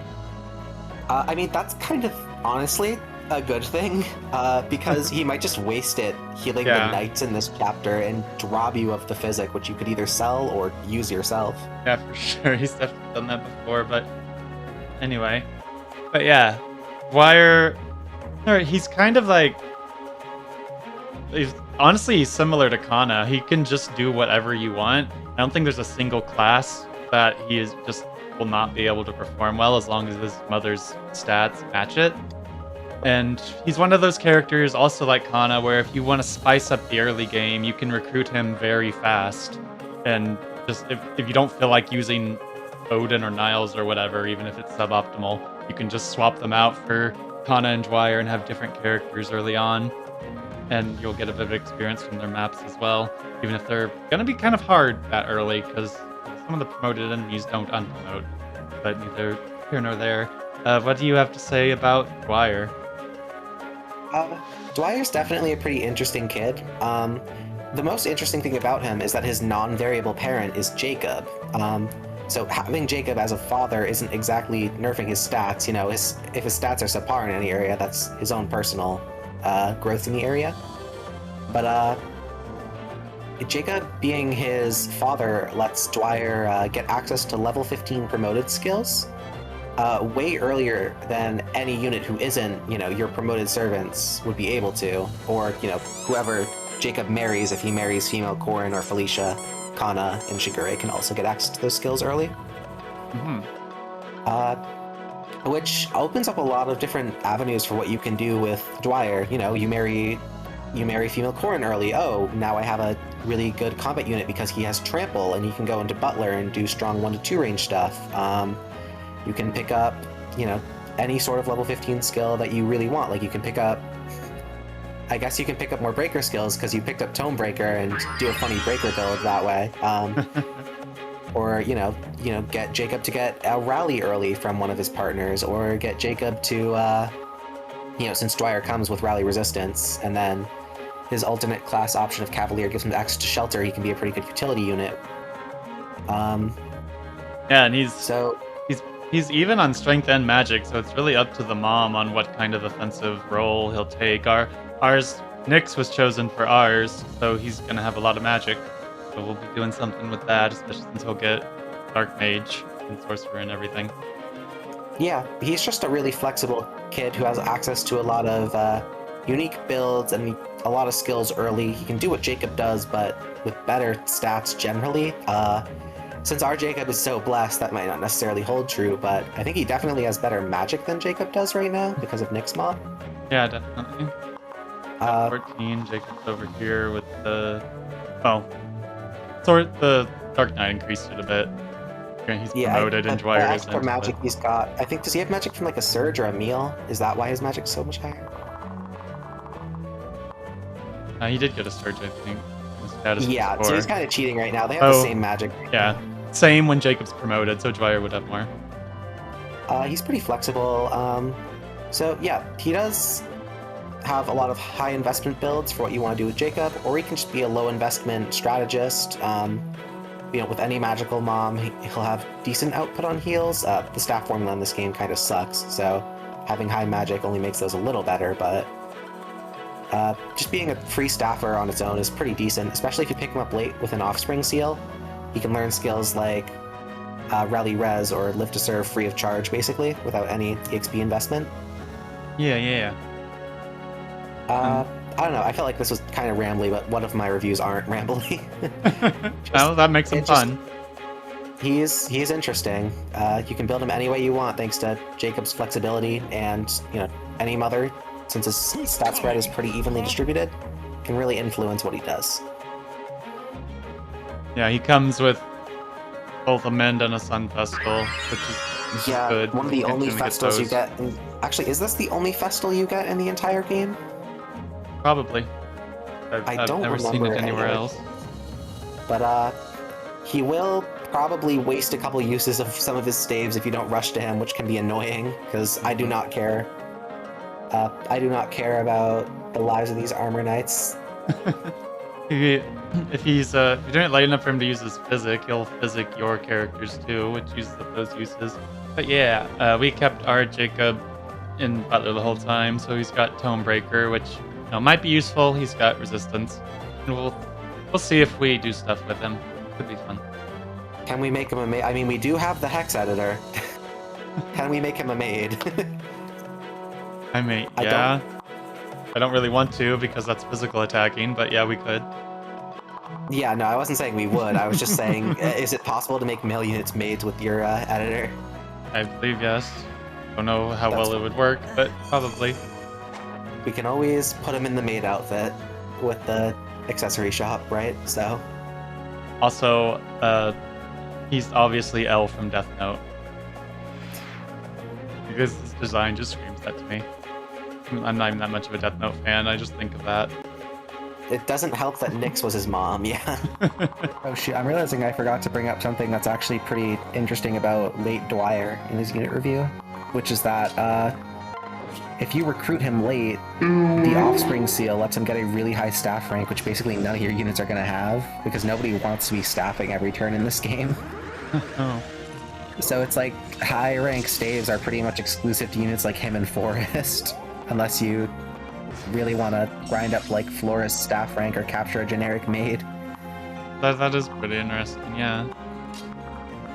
Yeah, if you really want to go do suicide strats with somebody with Bifrost or something, then it's definitely something funny he can do. It's not like the most important thing ever, but hey, even if you do recruit him late and he has S rank staves because of Jacob 2 or whatever, it's extra hit on staves. New unit joining the squad as well, which is always exciting.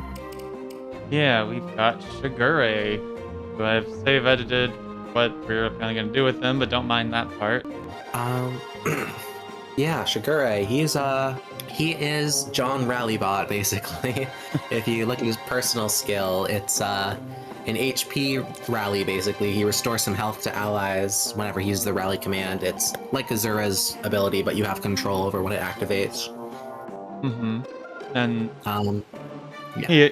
it makes him a pretty good additional effect to also have him just be a fine rally bot, though without a specific father or anything. He only really has access to rally speed, which is the best one, and rally resistance, which is a pain to get and not really worth it. But if you get like Arthur probably a good father. I did that in my practice run. He get rally strength as well, or a few other things you could do. And he's got the weird thing with Jacob, where Jacob actually gives him Wyvern. Yeah, because of how parallel classes work, he gets Troubadour from Jacob because the male gives their class first, and then he can't get it from Azura. So he can't get Dancer from Azura, and he can't get her secondary class, which is Sky Knight, because he already has it.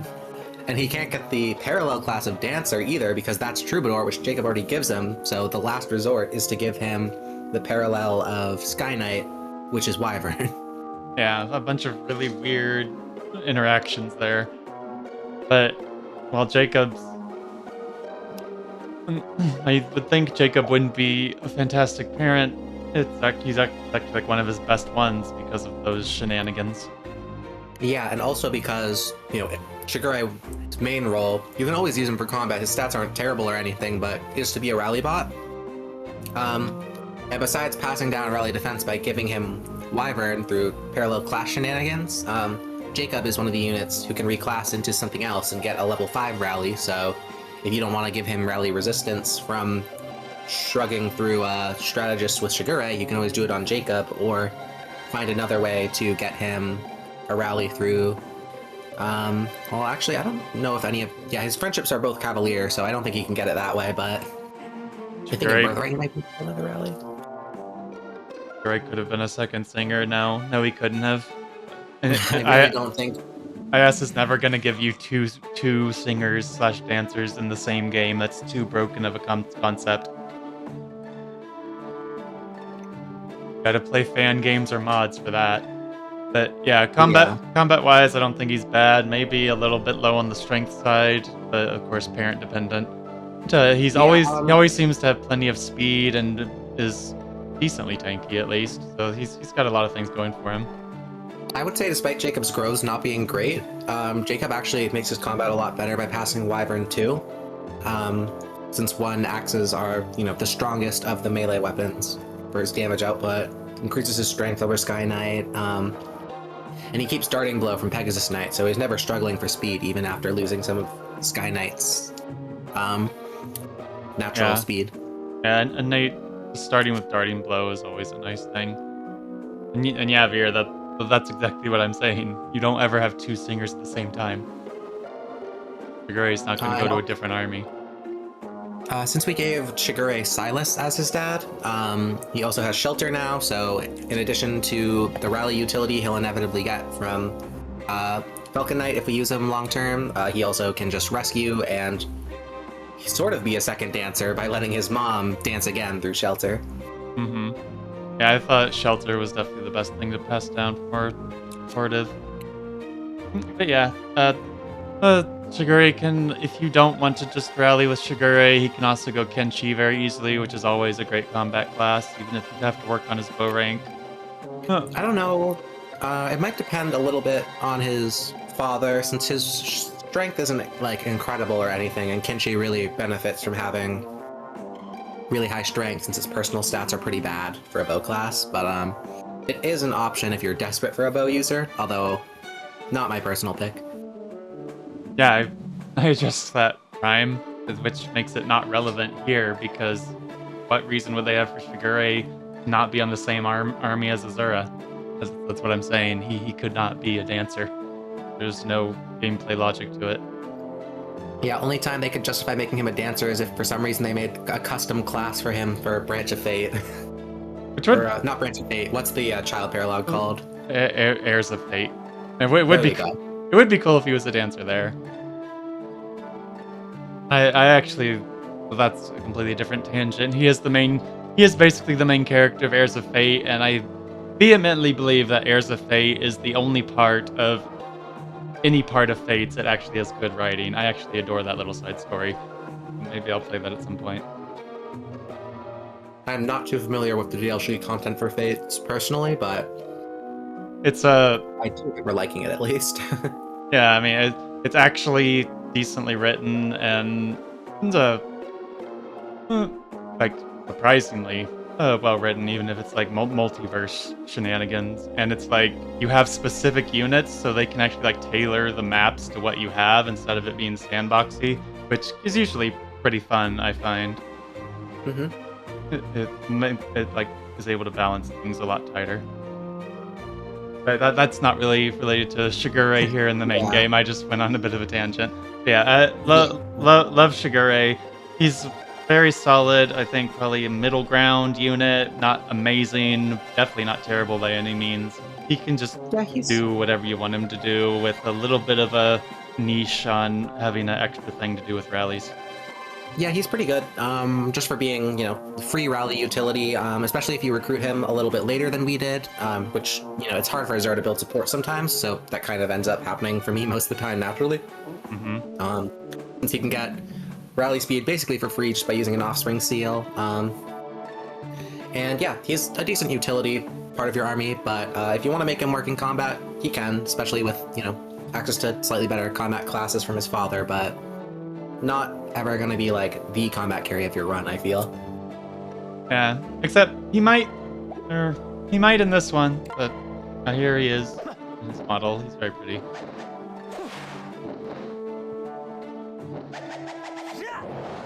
Keep forgetting to show that. But yes, he might in this one because, well, Spinny wanted the funny. That is true. He might work pretty well in, Oh, wait. I did not realize that we had a reclass option for him. Oh, unique music. I've literally never used these classes in my entire life, so... I'm not fond of them. It'll actually add some variance. We have, had barely any sabotage this run. Yeah, geez, I think he might actually be a combat carry with those crazy stat bonuses. +7 strength, +7 defense. That goes beyond promotion bonuses. That is... wow. So, not really part of talking about Midori, but just a fact I have to point out because it's so funny. Candace is capturable, and like most generics, you can typically reclass them into the other part of their promotion. Candace can't because she's fat, so they didn't model her on a horse. She's literally an adventurer and nothing else. Yeah, I don't know why they, at that point, don't even give her a custom model, let my girl reclass, but I guess she's the representation Fire Emblem's been lacking for plus-size characters, so shoutouts Candace. You like Candace's figure? Yeah, I'm sure you would, Jackal. It's just so funny. Just justice for Candace. She can't ride a horse, because she's supposed to be able to. Anyway, yes, our actual. We'd be good in Bow Knight, but that'd probably be better than Adventurer, but yeah. Anyway, our actual new unit got Apothecary. It's the Dragon Herbs. Yay! +1 to every stat.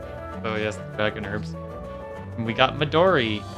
Probably change out her skill real quick, but Midori's a really weird unit. She kind of never has great stats, but she's got memes. Boy, does she have memes. Her personal lucky charm specifically increases luck-based skills. So if you actually get her any of those, then she can find weapons for you, her baseline promotion learns Profiteer, where she'll find gold bars based on luck. If you get her Miracle, it's like the biggest meme people know of, but it's really bad outside of PvP because it's still not 100% chance to save her. But her dad also has a Miracle, so maybe it would be sort of reliable if you stacked the two. Though she can't get Miracle in Conquest anyway, so who cares? But I'm sure very nice things do you have to say about Midori, Spade? This unit does absolutely nothing. She has like really mediocre growths across the board. Like she really needs a mom who can make up for her low strength and speed. Because as it stands, her personal growths in those sets are like 35%, which is really low. And like if you have at least if she had some speed or some strength, she could make up for her lower growth in the other. But her personal growths are just so lackluster. The main selling point to Midori as a unit, I feel, is that she's the only apothecary in the game besides whoever friendship or marriages her. So basically the only apothecaries are her, and if she marries Corrin, or Gen 2 males, or I think she has friendship with Sophie, and I don't remember who else. But yeah, it's really hard to salvage this unit for like combat purposes. I think the best use for her is unironically just as a economy generator, because she has unique access to Despoil. Yeah. And which is funny. Yeah, that is funny, and like at least she has bows, so she can leverage their good might. Like I don't think her strength is unsalvageable, but unless she has like a really fast mom, her speed never goes anywhere from my experience. And like you could patch up speed, but you're like already patching up Leo's speed, Xander's speed. How many people do you really want to? And Midori's like way worse than them. So like, how many people's speed do you really want to be patching up in your playthrough? And it doesn't help that her that she doesn't build support with good speed backpacks until you recruit other Gen 2 units. And are you really creating a whole kid and doing a whole nother pairing to give Midori a backpack she can actually support for other class options? Yeah, the other unique thing about Midori, I guess, is that she can promote to Mechanist from both of her base classes. So she can promote to that to get ninja base skills, but ninja base skills are not that good. Like Lock Touch you only want on 1 or 2 units, and Poison Strike is just super niche. Yes! So yeah, Midori, I mean, I guess she's functional, but she's just so lackluster in all statistical areas. I think her main use is just despoil memes, and that's it. Let's give her dragon thing for the funny. Well, I guess with the pairing we had to do for this run, you could she is dragon blood. She can turn into a dragon. That would be kind of funny to see, actually. Just little Midori turns into a dragon. I will say, like, I was dissing on her combat, but I do actually think her profiteer niche is kind of valuable. Yeah, you can get a fair bit of money from it. I don't think it's a lot, because gold bars are only 300 gold, but... Yeah, like, that's the absolute best way to use her, is just sort of during those first 7 turns trying to see if you get lucky and get the luck percent plus 20 since her personal skill. Chance for the profiteer gold bars. Like, it's not great, but after she does that, she can at least be like a backpack for her father or someone. Yeah, and with heavy investment, she can probably start doing damage with the where you sacrifice a gold bar to have plus 10 defense and strength. But that takes a long time to get to. Yeah, Spendthrift is a pretty funny skill, since she can sort of use it to be like a pretty good killer of bosses. It's just, it costs 300 gold per boss kill. Also, also uses for talking killing, though. Also, this isn't something you can do in Conquest, but getting Blacksmith to get weapons based on her luck is also really funny. Honestly, the Blacksmith skill to get weapons is probably even better than Profiteer. those self Is those that self one based are on? those self. I've literally never used a blacksmith in my life because I don't play the other routes much. Is that luck based? Yeah, it is. Salvage blows. This. Okay, so she has got 2 ways to farm money if you do the Kaze Rinka pairing. Unfortunately, that will make her strength absolutely unusable, but Don't worry about it. We're in it for the money, baby. true. And yeah, that's Midori. Kind of an unfortunate case. I feel like they were memeing with her skill set more than anything. So funny. Anyway, yeah, that's about all we can say from Midori. Money generator. Oddly, it's better in the other fruits and not conquest. But still. Anyway, you want to go ahead and talk about Percy? Yeah, so Percy, biggest claim to fame is mostly his starting class. Wyvern is the absolute best class in the game. I'd say Malignite's the best class in theory, but there's not a ton of units who can go into it, so he's most likely going to go Wyvern Lord. His strength growth isn't good. I'm pretty sure it's a personal strength of 35%, which for Fate standards is really low, and he's not fast to make up for it. Since we gave him Beruka Mom, that's not going to boost it at all. Yeah, I actually like. I really like Azura for him if I had had that option. Yeah, my favorite thing to do is the most intuitive pairing for Percy is Effie, and I think Effie has a lot of benefits as his mother. Since she can pass down Quick Draw from Mozu Friendship and give a very high strength growth to help fix his damage issues. But the build we're going for is the Rally Bot builds. Arthur passing down Rally Strength, Beruka not passing down anything because we kind of just did the pairing because someone has to marry Arthur. But she does give him Sky Knight access thanks to parallel classes. Yep, so we get Rally Speed, and then we'll get Rally Defense just from Wyvern Lord. Yeah, so Rally Strength, Defense, Speed is a very strong set of rallies to have. A lot of the Gen 2 units make for really strong rally bots because they can already get 2 from their parents without having to dip into a ton of classes. Mm-hmm. And I also I really appreciate his passive. Not only does it fix Arthur's problems if you have them be like a duo where you like pair them up and then separate for them to fight a bunch of stuff together if you want to use Arthur long term for some reason. It's just nice to get that dodge so people around him don't get crit.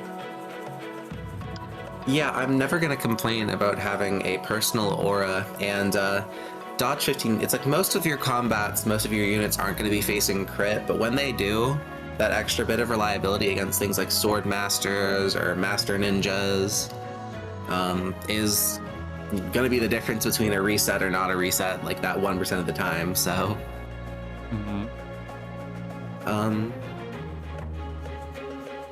I guess, like, basically how I describe Percy is that you can make him a combat unit with the right mother because Wyvern Lord is such a good class, in spite of his shaky stats.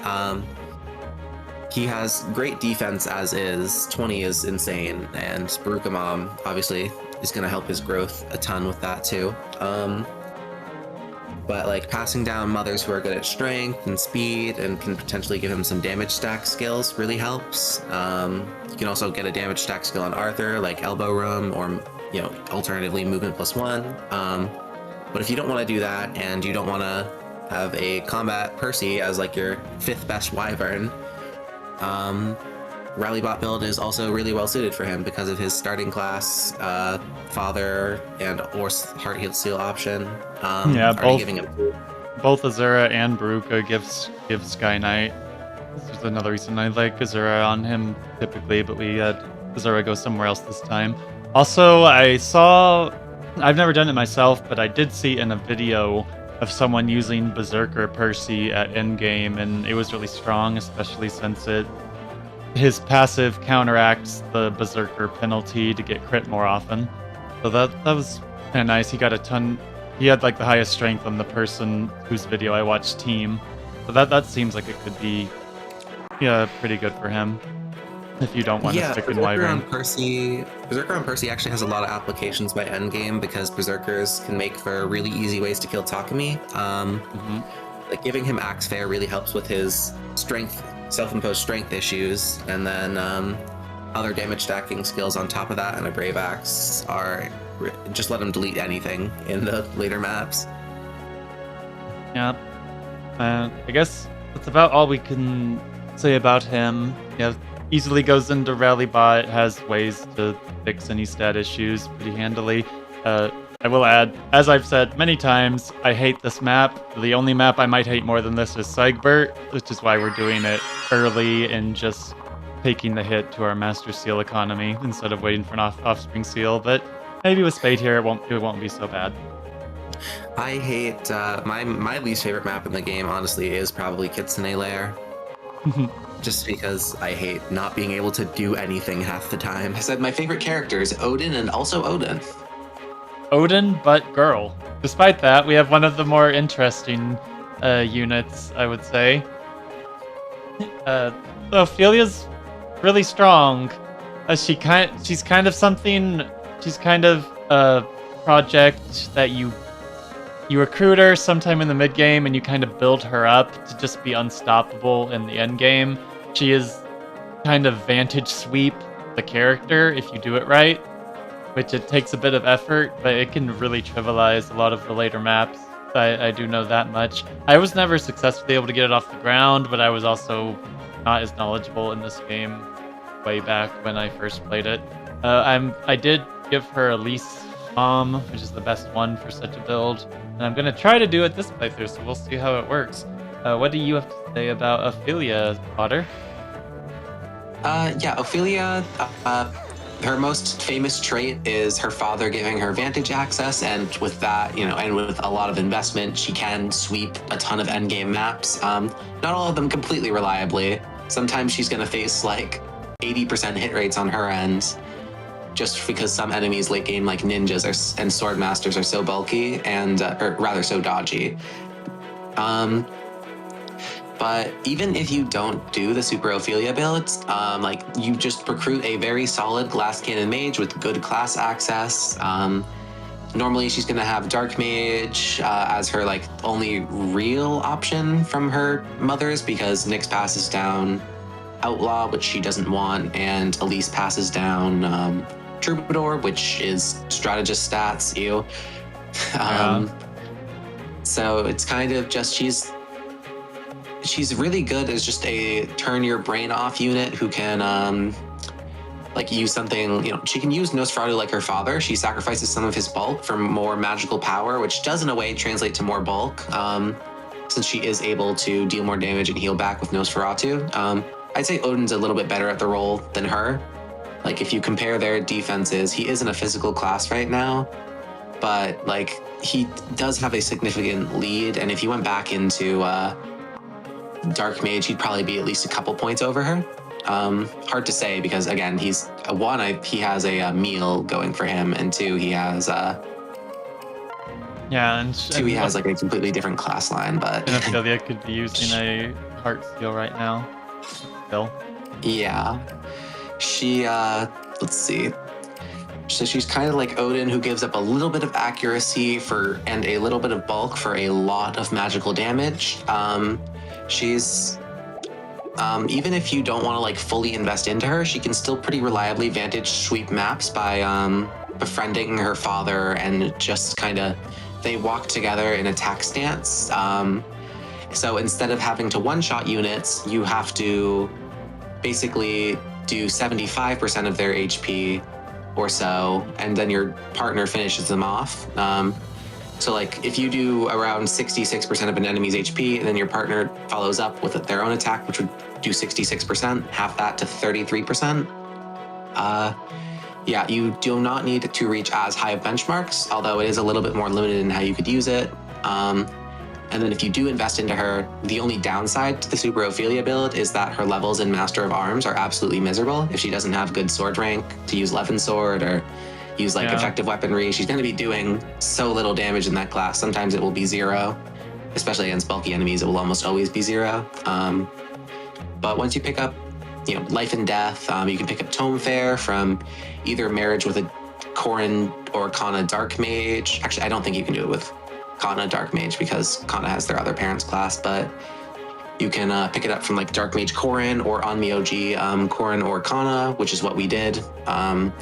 And she can pick up Tome Fair that way. She gets Life and Death from Master of Arms, which is why you dip into that class. She keeps Vantage. She gets Malefic Aura, and with S rank in tomes and her incredibly high magic stat from mothers like Elise or Nyx, I find Elise a little bit better because she works better with Odin, I find, and it's just easier to get. But yeah, in our case with the Wyvern Elise, it wouldn't help much at end game, but I was actually thinking like the Savage Blow could actually help a bit. 'Cause you just run in and Savage Blow a few things, and then she'd Vantage the rest of their health. That might be nice. Yeah, Savage Blow is a good option for her, or Lunge, depending on what you want her to do. Yeah, just overall, like, she is an incredibly powerful unit who can trivialize the end game if you invest fully into her, and even if you don't, she can still, really help you with a lot of maps as just a good low investment glass cannon, or even a medium investment unit, using dual Vantage attack stance. Yeah, overall, she's also just like... Sorry. Go on. I was going to say, she's kind of what other Dark Mages in this game strive to be, but aren't. Nyx. So. Yeah, love Nyx. And you can't see it here because she gets it after this chapter, but she's also the only child with a personal weapon. Maybe not the greatest personal weapon in the world, but Mistletoe is kind of helpful. I just find it interesting aspect that she's actually a child with a personal weapon, because no other kid gets that, I don't think. Also, it's a Fimbulvetter side grade. It's like +4 attack speed on a Fimbulvetter, I'm pretty sure, because I think it gives you +1 skill, +1 speed, and doesn't slow you down, like Fimbulvetter does. Yeah, pretty nice. So yeah, it's -5 hit, but that's the only downside over Fimbulvetter, because it has +1 might and +4 speed. It's pretty, it's decent. It's just free, so you don't mind having it. It's kind of like Brynhildr on Leo, where it's like, yeah, it's not the best personal weapon in the world, but it's free, and so I might not have to forge up a tome for them. I would otherwise. And she's got a personal skill if you want to do funny crits, much like her dad. Only this one just kind of triggers for free because she should be carrying 3 tomes all the time anyway. And much like the other units with personal skills in this game, I forgot to mention it because it's not useful at all. Like, if she's using Nosferatu, she can't use it, which, sometimes she may want to use that. And then if she's, doing Vantage strats, you want to make sure even without crit, she's killing. So it doesn't come up a lot, but it's there. Yeah, but when you are Vantage sweeping, if you're like 2 points short of killing, it can save your guard gauge if it just happens. But, not reliable. It can be helpful theoretically. Yeah, I just wouldn't factor it in too much. It's kind of like, okay, here it is. Let's ignore that. Anyways. So let's see. Yes, Daddy. Ew, I hate being made to say Daddy. Ew. I got Otter to say yes, Daddy on stream. Fudge. Fudge. All I was right. saying fudge. Fudge. I wasn't saying anything else. Fudge. Yep. So we have Sophie. Yeah, she's kind of fun. She's kind of like Silas 2 if Silas had worse defenses and just slightly more offensive spread, and also if he couldn't Soul Ninja, because Sophie doesn't really have any way to do Soul Ninja, at least not in this route. But what do you have to say about Sophie? Oh yeah, real quick, she's got anime hijinks for her personal, or she takes off people's clothes and it lowers their defenses because funny. She's worse seal defense is certainly a choice for a personal skill when regular seal defense is already just okay. Yeah, Sophie is kind of just a worse version of her father, I feel like, which, isn't a knock on her too hard. Silas is one of the best units in Conquest, in my opinion. She sacrifices a lot of defense. I think it's like 15% defense growth. In exchange for like 10% speed. She has a little bit less strength. It's kind of like she's, the green cab to his red cab, if you think of green cabs as the speedy ones like I do. But she's pretty much able to do most of the same things Silas is. She's pretty good if you reclass her into Bow Knight instantly. She's pretty good if you want to put her into Wyvern because if her dad's going Wyvern, she's going to have it too. She just flashed me with her butt. I hate the Cavalier female outfit, but anyway. And you're valid to feel that way. I hate it too. Surprised you're going Great Knight on her over Paladin, since I like Defender more, but I don't know if you're even using her long term, so. Yeah, she's just pretty good. She's got good stats. She doesn't have like the insane personal Silas has or all that early utility to start snowballing, but she can go Bow Knight, she can go Wyvern depending on her mother. I guess with Azura she can go Falcon Knight, but she's probably gonna be worse at it than her dad because her strength's a little lower. Yeah, from Azura we got a good old voice of peace. It's just funny. Yeah. I mean, she's just a all-around decent kid, nothing crazy. My only advice for her is if you do want to use her, you probably want to get her out of Paladin, because Paladin doesn't do a whole lot, but she's got an easy route through Bow Knight or through her mother's with Maid existing. She can't be a soul ninja, but she can be a soul maid. Mm-hmm. And her stats are generally solid across the board, and she can inherit a lot from her father, so... Yeah. Sophie was one of the kids I always kind of slept on, just because she's an all-root child. She's always there, but she's also like incredibly stable. She doesn't really have many downsides. Her defenses aren't the best, but if you just want her defenses to be good, Great Knight is right there, even if it's not the best class in the world. Every time I've gone Great Knight with her, which is kind of why I lean towards it right now, all of her stats are easily above 20 around this level, and then goes up into the 30s at endgame. She doesn't lack for stats. She's just kind of good in everything except defense, and Great Knight fixes that. Same thing for Wyvern if you're having Beruka or Camilla be your mom. Beruka will make her stats a little bit worse, but especially if she goes Camilla mom, she's pretty well built for that.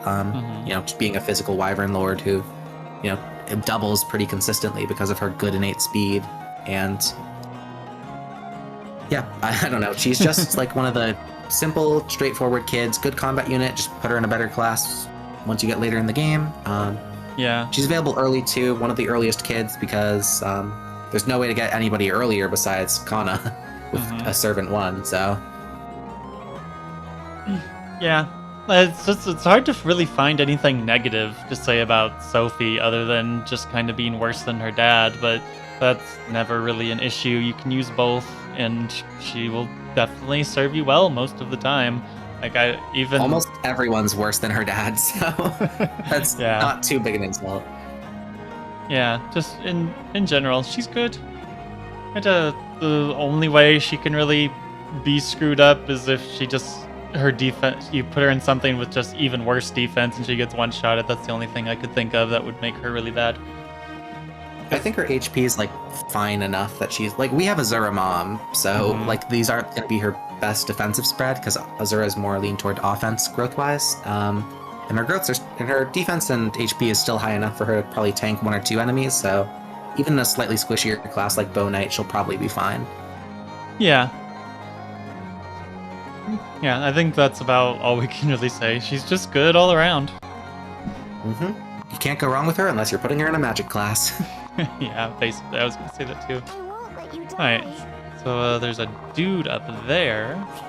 Oh wait, I thought you could talk to him with Leo. I can support you. Huh. I'll play with you. I always just leave him there, so I didn't know if you could or couldn't. Don't worry. Alright, I guess I misremembered wrong. Okay, well, let's just talk about him here then. This is Forrest. So true. Sorry, what? Yep. I just said so true because you paused for a really long time. Right, well, Forrest is a decent support character. Alright, he starts as a troubadour, but you'll probably not get him until he's a strategist with the Offspring Seal. Well, I kind of struggle on what to say about him. His passive is kind of funny, extra damage on enemy phase, even though he does not have the bulk to fight on enemy phase, except maybe against mages. He's got a ton of magic, ton of resistance.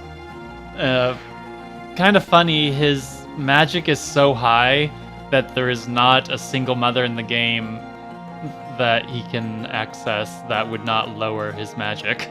Like, even if Yeah, you give him a because magic mom. Because incest isn't allowed, he can't.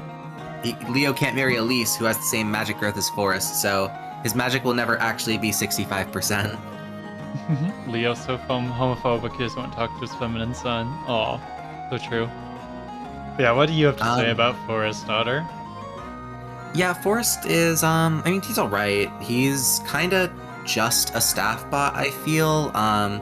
It's possible to make him work. His speed is just kind of underwhelming, and his starting class set isn't, like, particularly fantastic. Sorcerer and Dark Mage are really good, but you already have multiple options who can get into Dark Mage with skills like Vantage, Life and Death going on. Leo can do that combo, so his own dad can do it better than he can, and then Odin and Ophelia also can. So the best way to use him probably is just as a support unit, since, he's probably not getting enough skills to be a Vantage Sweeper, and his speed is underwhelming. As a support unit, he's pretty alright. He does have the second highest magic in the game behind Elise, because, he'll always get dragged down by his mom. Not always, depending on who his mom is. Like, we gave him Peri, so I feel like his magic might be on the lower end compared to the other magical units in the game. But in general, if you need another staffer, especially if you recruit him really late, he can probably even outdo, like, Flora's staff rank. Still not as good as... like I brought up with... it's like how I brought up with Dwyer, that, like, being able to use high-rank staves, since so few units want to be spamming staves all the time in this game, both for economic reasons and also just because staff classes are bad, for the most part, stat-wise. It's just being able to pop an Offspring Seal and get all of your late-game utility staves on a unit with better stats than Flora as well, because he has a really good magic stat. He kind of just does hurt niche, but, like, better most of the time, if you, like, give him a magical mom like Nyx or maybe Felicia. Yeah. You obviously can make him work as a combat unit. His personal skill is good, like you mentioned, and his magic is sky high. It's, like, right behind Elise, assuming he has, like, Nyx mom or Felicia mom. It's just kind of, he's going to need a lot of help with doubling to be a combat unit. So I feel like the support role better suits him. Especially because Leo, like, if you want to give Leo a wife that benefits him a lot, like Nyx, he is going to have that magic that a lot of your other staff users, like, will never reach, like Flora or your second servant or whoever. Yeah. In general, I don't have too much to say about Forrest. There's a lot to say about his, like, character writing, and I don't think it's necessarily bad, but boy, do people like to misunderstand it. And I think that's probably the most controversial we should probably be. I like him as a character well enough. As one of them, they're they thems. We do love our they them otters. But yeah, I've never done anything too creative with Forrest. I did see, like, someone using Forrest in Revelations and just having sky high magic and killing the final boss. That was kind of funny. Because the stats in Revelations are really high, but he was easily able to just one-round things with how high his magic is. So it can definitely work out pretty well. He'll just be kind of squishy to physical stuff. Yeah, as long as you can get on good speed, then his combat can take off. It's just, finding a way to get him there. Yeah. It was a little awkward. A creature, he has sauce, not gonna lie. So true. Alright, let's kill Honestly, this. he's kind of like his dad in that respect, isn't he? Just, oh yeah, this unit's really, really good if you can make him double. Yeah, it's definitely Leo's son in that respect. Let's start with the lowest, I guess. Let's take a peek at Siegbert. It's weird. I get why his Paralog's the earliest, because Xander's one of the story important characters, but it's really weird that the latest child is the earliest on the list out of the ones we have left. Alright, so we have Siegbert, and I'm kind of disappointed his hair is not pinker. That honestly looks kind of blonde. Like, we made Felicia's mom. That's weird. Is Felicia's portrait just like... Is Felicia's hair not more vibrant? I'm kind of confused why it's that light. Yeah, let me just take a look real quick. Yeah. Yeah, Oh, I guess. I honestly, I thought her hair was more pink. It kind of is her color, huh? I guess so. It's a little disappointing. But Yeah. yeah, so Siegbert. Siegbert is a really good unit, actually. Very, very strong, good stats. Kind of just Xander without the sword, even though the sword is really good. The issue is he's on this map, and this is probably the worst map in the one of the worst maps in the Fire Emblem series. And even if he was the absolute best unit in the entire game, he would not be worth dealing with this bullcrap. What do you have? Do you agree, Spade? I mean, I definitely agree that this paralog is way too difficult. I don't know if I think he's as good as you do. Like, don't get me wrong, I think he's not a bad unit. Nobody in Fates is really that bad. Even the worst units are, niche. Mm-hmm. I think his main issue is mostly just down to availability. Like, here's the thing. You get his father in chapter 16. Yeah. And it takes 7 maps for Siegbert to join you. So unless you're doing heavy paralog routing with Xander and his spouse partner, which, you might be if if you're using a lot of late units, for instance, or you are really focusing on getting all the paralogs, because that way you'll probably get a good amount of them from either using the early units and marrying them before they leave, or blah, blah, blah. I think his big issue, is just that, even if he comes with Wyvern, he's kind of going to join pretty late. I feel like he's never going to join until, I usually get him around the early 20s. Yeah, and he'll at least be auto-leveled, so it's not like he'll be that far behind, maybe just 2-3 levels behind, but... yeah, it just kind of sucks that it feels like he misses a lot of the best parts to be a flyer. Like that 19, 20, 21 stretch in the mid-game is incredibly good for flyers. So he can join and be a Wyvern, but, outside of the Hinoka map, I think he's missed a lot of what makes Wyvern so good in the first place. Yeah, I can definitely see that. He's just... He's good, but he's also doesn't... I guess he doesn't super stand out, and he's going to come late as well. And Junko asking in chat, how bad is it? You see each of these dragon veins? So from every dragon vein comes infinite reinforcements. And you have to use the dragon veins to stop them. And they're literally infinite. There are so many reinforcements.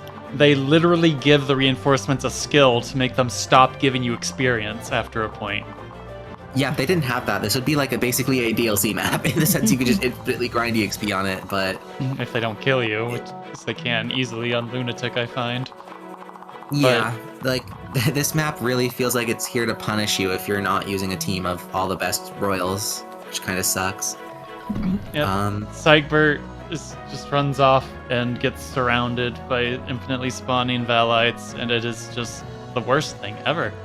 It's like I said, I remember doing this map, I guess it just speaks to how standout Siegbert is, because we talk about his map more than him, but yeah. I remember the first time I did Conquest Lunatic, this map took me an entire day of solid playing, 8 straight hours to finally get it. I was so mad. Again, I was worse at the game back then. Maybe I could do it now in less time on Lunatic Classic, but this almost made me quit the game. And legitimately, this map is harder than Endgame, in my opinion. I think the other thing we can talk about with Siegbert, outside of just, his paralog being hard and, he's decent, but he comes really late and his map sucks again, so it might not be worth it.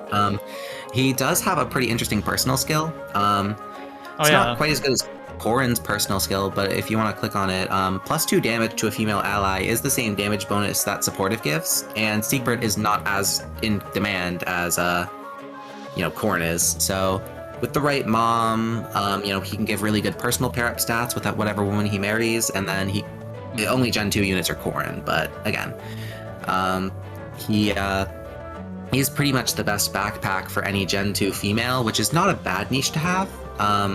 It does stink that he's going to struggle to get his S support with them in a reasonable amount of time, but even doing this and having a no support rank with them will let him give more damage than most of the other male children backwards. I did completely forget about this support because, like, Siegbert's personality, I don't think he ever mentions, like, I guess it's just like being a noble and being proper to ladies or something. Because he never really mentions being crazy about women or anything. Yeah, I think it's like his most unique quality because Cavalier skills are good and Wyvern is good, but he's like the third, maybe fourth unit you get. You can probably do that already. But he's just pretty good. But not maybe worth the effort if you don't need him for something specific. Yeah, and it's such a shame because, like, I've only recruited him on lower difficulties than the one time on Lunatic, but like, I don't think he's even like a bad character or anything. It just, my god, the developers hated him to have him on this map. Who thought infinite reinforcements was a good idea? Like, it's fine on like the Eternal Stairway and the main story, but here it's just from every corner and it's awful. I'm sorry, I keep going on about it. I cannot vent how much this map sucks. Like, I'm gonna speak my truth. TLDR, decent Wyvern, but is basically the latest joining unit in the game, which kind of sucks a lot of his usage out of him. And good backpack for women in Gen 2. So now we have Ignatius, which might be a character might be a character Spade and I disagree the most on. Not that I think Spade thinks he's totally washed, but I really like Ignatius. I've only used him a couple times, to be fair, but I think he's pretty easy to reclass into something like Wyvern or just be a general just a big ball of stats sort of character. We'll say his chapter doesn't even compare to like Siegbert, but his chapter can be really annoying if you do it too late because you're spawning way over here and Ignatius is defending this town here, and we actually got like probably the funniest child pair down in this particular, or child skill pass down in this particular instance, because he has Darting Blow and Wary Fighter, which just counteract each other. But it actually has a use, because he'll have Darting Blow for later, but you kind of need Wary Fighter on this map for now, because it'll make these ninjas not double him and murder him. It's a good thing Benny wants to stay in general for a while to do Kitsune Lair stuff. Yeah, or else. Probably the only case where like you want to pass down a skill purely to just survive the map. Because these ninjas suck, and basically the hard time limit is these Onmyojis reaching him, which takes like 6 or 7 turns because there's waste right here. But Say that again? If these Onmyojis reach Ignatius, they definitely kill him no matter what. So they're like the soft time limit to reaching him. No, I wanted you to say 6-7 again, damn. Oh. Oh, that's what you were doing. Yes, 6 or 7 turns. Mwahaha. But yeah, what do you have to say about Ignatius? I mean, again, Ignatius is a child unit, so he has the potential to be good, but I think the reason you and I don't see eye to eye on him is that just because he has the potential to be good doesn't mean that he's one of the ones who has like the hardest time getting there. And I think the biggest reason for that is just his starting class is Knight. So the thing about Ignatius is that he's tied for the low... God damn it. I'm trying to focus. People are sending me to space. So the thing is, Ignatius is tied for the lowest personal speed growth among children with, I'm pretty sure Dwyer is the only other person with a 30% personal speed. And then his starting class is Knight. Not only that, he's one of the latest joining children. Like, the only Gen 1 males who join after him would be Leo, Keaton, and Xander, whose children, don't join in classes with no speed growth to speak of. Yeah. So he's gonna auto level in Knight, and then he's gonna inevitably promote with his offspring seal, spend even more levels in like the Great Knight or General, which don't have great speed growth on their own either. So he really just has a big hole to dig out of with speed. He's pretty bulky at the very least, but I feel like any unit who's going, like most of the units who can go Wyvern, like, oh, I want to put Silas in Wyvern, oh, I want to, use Beruka or Camilla this run, they're all going to be pretty bulky too. So, and if Benny is marrying a wyvern, then he's kind of also in a similar boat. Not as slow as his son, but neither of them are probably doubling because of how long Ignatius spends with a bad personal speed and an even worse class speed. Yeah, I just see as like, Benny has questionable strength and might be the only character with completely unsalvageable speed, while Ignatius has strength, is just as tanky, and you can actually salvage his speed if you want to. So it's like, I know being better than Benny isn't really claim to fame, but yeah, by the time Ignatius I'd probably joins you, put him like solid B tier.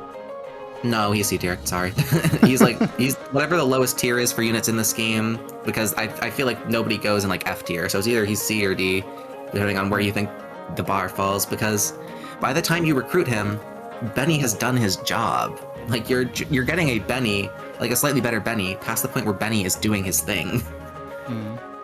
So like, what does this unit do that's particularly impressive? I feel like it just boils down to him having a good personal skill that's effectively +2 defense, and that's about it. Because I'd rather have a unit who's faster than him and a little bit less bulky than his overkill bulk. But in exchange he has a later joining time and bad speed relative to the cast. Yeah, I could kind of see it. I just excuse me. I mean, if you like him, that's fine. I don't think there's anything wrong with it. I just don't think that personally like objectively he's one of the worst units. But again, that's not a bad thing because it's Effie Fates. So I know. I just like I've made him a wyvern, and even as just like a great knight, he did fine. Like it's high strength and high defense. That's the issue. Just like high strength, high defense on anything can be fun. It's just not particularly unique is all, and he's like one of the lesser units in that role, I'd say, because of his join time and not having really hard speed to salvage. That's all. Yeah. So, all right. Anything else to say about him? I think we about got it there. Yeah. Also, this map, as everybody knows, just like Siegbert, this unit struggles from having an absolutely terrible map. We hate this map so much. It's like, okay, well, either I'm gonna rescue him or he's gonna die. Take your poison. Yeah, like it definitely requires a bit of setup. It's not even half as hard as Siegbert's in my opinion, but because basically just what you have to. Yeah, it is annoying. But basically just what you do is pair up Benny with a flyer and spend like 5 turns going around this mountain outside of the free staff range. And then you can make it over here, offspring seal him, and be fine. Yeah. But yeah, it's definitely annoying. It feels like a complete oversight. Because if you do this at like, I don't know why you'd even care to recruit someone this late, but if you do this at like chapter 25 or something, he's just gonna die. He's just dead. Yeah, it's like, what were they cooking? It's not even like an early joining child. Like if this were someone like Percy who joins like basically immediately, I could kind of get it.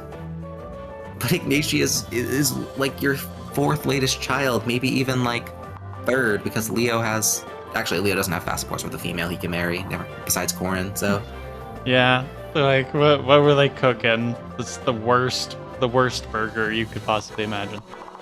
A nothing burger. Who's her mom? I don't remember who It was Effie. Okay, that's why I'm not used to seeing her with that hair color. I've never done that pairing. Quick draw strong repost is a funny combo. Oh yeah, she's set for both phases, baby. Yeah. Let's see. We have Soleil. Soleil's a bit infamous for being able to be a soul ninja easier than Silas can, but she's probably a little bit worse at it because she's not as tanky as he is. She's still incredibly strong at it. Other than that, I don't even know if gimmicky is the right word for it, but other than that build, she's very solid. She's Laslow's daughter. She gets bonus damage and durability for being near other girls. She is lesbian. Good for them. She can't S support a single female unit, but she is in fact a lesbian, and I will not. Well, she's bi, which is fine. She is bi, and I will not move on this. Kind of has a very awkward support with Ophelia. It's kind of gross, but that's the only real negative I can say. There's also the controversy with the Corrin conversion therapy support in Japan, but that was changed in the localization, so. Oh yeah. the anti-localization / censorship people can bite me. We don't need stuff like that in our game. Sorry. Yeah, no, I'm so glad they censored that.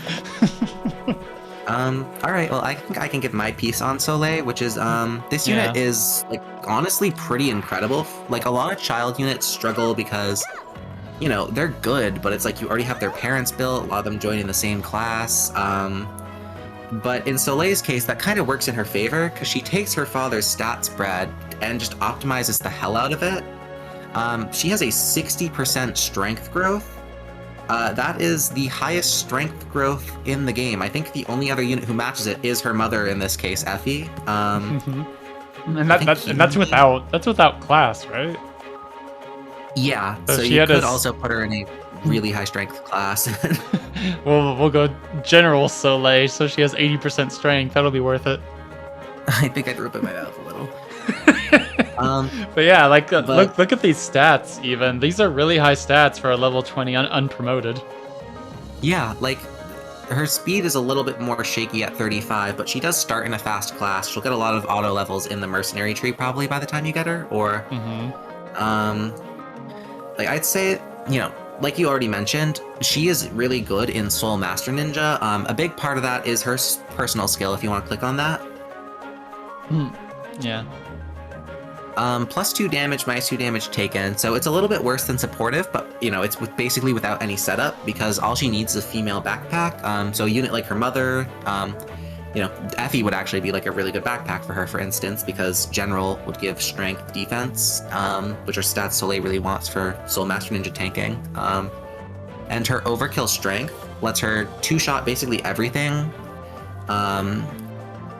Which is good for Soul, you know, you want to, you know, kill units in 2 hits, and that is, in fact, what she does. Like, sometimes her second hit might do a little too much damage, but you can always just take off Stronger Post if she's at risk of that. What would she have as Berserker, I think? 80 or 85, yeah. Yeah, free access to Soul and Heart Seal of Ninja is great, and unlike Laslow, her stats are, like, optimized enough she can do it, especially if she has the right mother. You might think to give her like a high strength mother. I find a mother who gives her speed and defense, like, you know, Camilla or Selena, is her best bet if she wants to go Soul Master Ninja. Just because, you know, she wants to have her defense patched up to tank more things and her strength's already high enough. Same thing for her speed because, you know, her personal growth is low, even if Mercenary is a fast class, which she levels in. Let's see. The other thing I would say is, like, even if you don't want to go Soul Master Ninja with her, like, this is a very good offensive profile. There's no reason you can't just, like, go Bow Knight or even just have a player phase ninja and, like, nuke 1 or 2 things enemy on player phase. And yeah, no, she has really good, she has pretty good defenses for this game. 35, 45 is her spread. So she can, like, tank a hit, even if her HP isn't great. Soleil's great. Love her. I've always had, like, it's more of a me issue, but I've always had trouble using Laslow, so I usually end up having to, like, grind to get her, but, you know, that just comes with getting better at the game and using more characters. Her father's good, but most of his utility does kind of come down to press the +1 strength and speed rally, so it can be hard to get support points on him at times when he doesn't want to be paired up. Yeah, basically. Huh. Her chapter's kind of funny. It's not particularly egregious like some of the others. It's got a unique mechanic where you can just pick up these obstacles and block paths, so the enemies have to go to different places. I found that was kind of neat. Yeah, it's not a difficult chapter for, you know, like, the Conquest chapter, Paralogs can be pretty tough. I find hers to be one of the easier ones, personally. Just because those let you choke points and, like, you know, kill the sorcerers on enemy phase, and that makes it pretty easy. One of my personal favorites is next. I do like Shining Bow, because I am, in fact, a slave to archers. They will always be iconic. You love them. I guess just to start, something I always forget to mention, Something interesting you can do with this unit's paralog, she starts as an enemy, so, she joins you at the end of the map after you route everyone. You can use this as a last-ditch effort to get units like Niles or her mother another good skill to pass down to her, and potentially extra stats for inheritance, which is cool. Yeah, this chapter, Nina's supposed to run up and loot this treasure chest and then leave, and you have to catch her before she leaves, because she's just kind of being a little brat. Otter knows a thing or two about being a brat. Everyone's so mean to me, and for what? Just because they're right? Exactly. Though, if I were actually going to play it right now, I'd probably take the rally off, because apparently if Nina has a rally, she'll use it and it messes up her AI, so she doesn't go for the treasure chest, and then you have much less time to go for her. Thanks, Fates developers, I guess. But yeah, I mean, she does, it is a good skill to inherit on her, too, which is unfortunate. You like having rallies on this unit, because she does have a unique thing she can do I'll talk about in a sec. Spenny's doing Shining Bow Forrest. Yeah, I remember you was talking about that. That's actually base, Spen. Very base.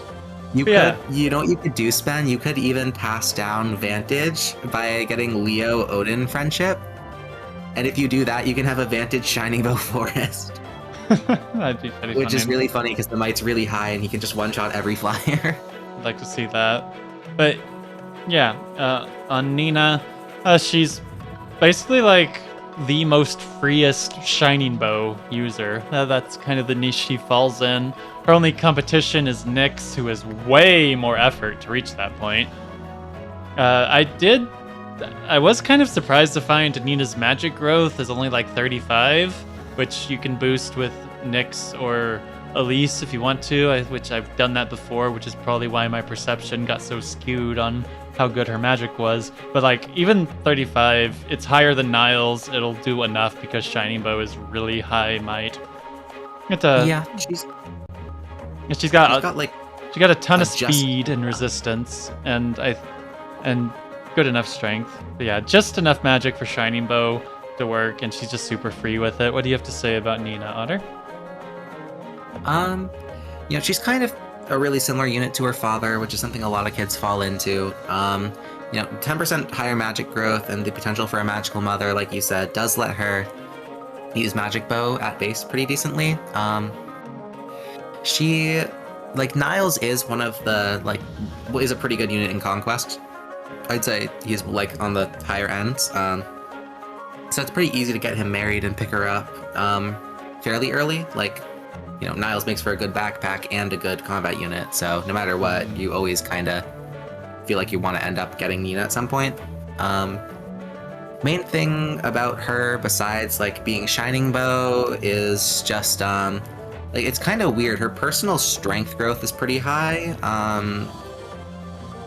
Her speed is not as high as you'd expect. It's only 40, but she's still got a pretty good personal speed growth, and then she has auto levels in Outlaw. So, she can kind of, if you don't give her a magical mother, she can just go Bow Knight. Her solid speed and good personal strength, I'm pretty sure it's 45%, is enough to just do solid combat in that at base. She's not the kind of unit I usually would invest heavily into, because she doesn't have anything that special about her. But, she has multiple different paths she can go down for either magical combat, because you get a free Shining Bow in this chapter, or physical combat, and she'll pretty much do what her father does, but depending on her mother and her inheritance, she'll usually just do it slightly better than he does, without the capture utility. Yeah, and also she likes Yaoi. She loves... Yeah, her personal skill is really hard to make use of because the range is so small, but... Yeah, it's funny, though, and we do love personal skills that are funny. Yeah, I wish they made the range 2 tiles. That would be better, yeah. But she is an ally. She loves gay people. Maybe not for the right reasons, but still. At this point, I'll take anything I can get in these games because they do not like gay people. Yeah, happy Pride Month, everybody. Yeah, if you haven't seen, she's a faux Fujo. Yes, she is. Literally at the end of this chapter, after you stop her from running away and being a brat, she sees Niles talking to Silas and starts daydreaming about them both making out. Dreaming about her dad making out with a man. She is hilarious. I like Old Man Yowie as much as the next person, probably more, but Nina, you need to calm down. She is here for it. But yeah, and Nina's always been one of my favorites. She's very squishy, but yeah, free shining bow and general bow users are wonderful in Conquest, and we love an ally. Yeah. Also, she can get Lucky 7, and that's a good skill. I like that skill. That's something. I don't know. It's just like move +1 and Lucky 7 for free is nice, and then just good bow combat, like good enough. Also, there's one thing unique we can bring up. If she has Nick's mother, because her alternate from Niles is already Dark Mage, it does the weird parallel class thing, and she gets Omioji, making her the only way to get Omioji and Rally Magic without using Azana. Remember how I said, oh yeah, there's something else unique you can do with like rallies related to her that I'm going to bring up later, and then I forgot to bring it up? That was it. Yeah, she gets access to Rally Magic through Nick's mother, which is in pretty low supply in this route. Your only other option is Izana, and Izana joins in the 20s, so she can do it a good bit earlier than him if you train her a little bit. And also, she doesn't have a personal skill that makes you weaker if you need your rally bot to stand 2 tiles behind your units, so that's something. Yeah. Yeah, love Nina. That's probably the crit. For the glory of Nor! It wouldn't be a Xander chapter if he didn't get like 5 different crits by soloing the entire thing. Daddy! She does show There up we down go. here. I've never seen it. I mean, it's good they programmed that in just in case, but also I feel like there's no way you're triggering it unless it's intentional. Who would do this? Sorry to waste time on it. I heard about that and I just really wanted to see it. Funny. Gloria? Man, you look nothing like your dad. Gloria, I hate to break this to you. Uh-oh. That might not be your biological father. So sad. Man, I love this Keaton mod so much. But yes. We have Valoria, who's a huge bundle of stats. Like, we thought Solel had crazy stats. Valoria even knocks her out of the water. Besides, like, I think Soleil has like a 10% strength lead, I think Gloria has like 50. I think the only thing Valoria is kind of lacking in is resistance and magic, obviously, but she's not a magic character. But Valoria is just a huge wall of stats. You can make her like any number of classes depending on her mother, like most children. Passed on certain blow. I'll reset to change that to quick draw, but my god, imagine both of these on Hanoka's chapter, you'll never miss. But yeah. Also, she has good fortune, kind of, for free. That can be helpful, even if it's not reliable. And she does get the usual wolfskin thing, where she gets better odds, where she'll just heal every other turn, which I really like those skills. They're super nice.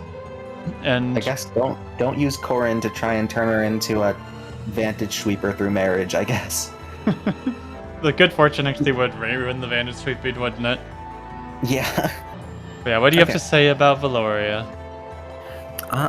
Yeah, this is just a plain really good combat unit. The only awkward thing about her is that her class access is pretty mediocre, because from herself, her class is obviously Wolfsanger, and her father passes down Berserker, which both of them are kind of, they kind of do the same thing of just having decent one-range combat, but that's not really where you want to be in Fates most of the time if you don't have flight or 2-range. I guess the best way to describe this unit is that she's really good. Like, it's really hard to screw her over because her stats are just so high as a base. You just really need to give her a mother who gives her a good class, or at least a class where she can do something unique in. Like, for example, you picked Mozu for her mom, and because her stats are so good as is, going into Master of Arms can kind of let her, cheese talk me with life and death brave sword stuff. Yeah, she can do whatever she wants there. I also heard she can also just be a merchant for bow user. It's unfortunate that she doesn't actually get Archer itself because of how weird Mozu's class passing down situation is. But merchant's an option. her stats are at least good enough to make Merchant work, kind of like how Mozu makes it work. I'd say, like, you know, if you're gonna use Valoria, you're gonna need to give her like a fairly in-demand mother, you know, like Beruka or Camilla, for instance, basically fixes her issue, and Keaton is a great backpack for those mothers too. You could also give her Selena for, you know, Bonite being great. She does have the stats to make Soul Maid work potentially too, but Felicia will really hurt her stats, so Yeah, for your sure. mileage may vary.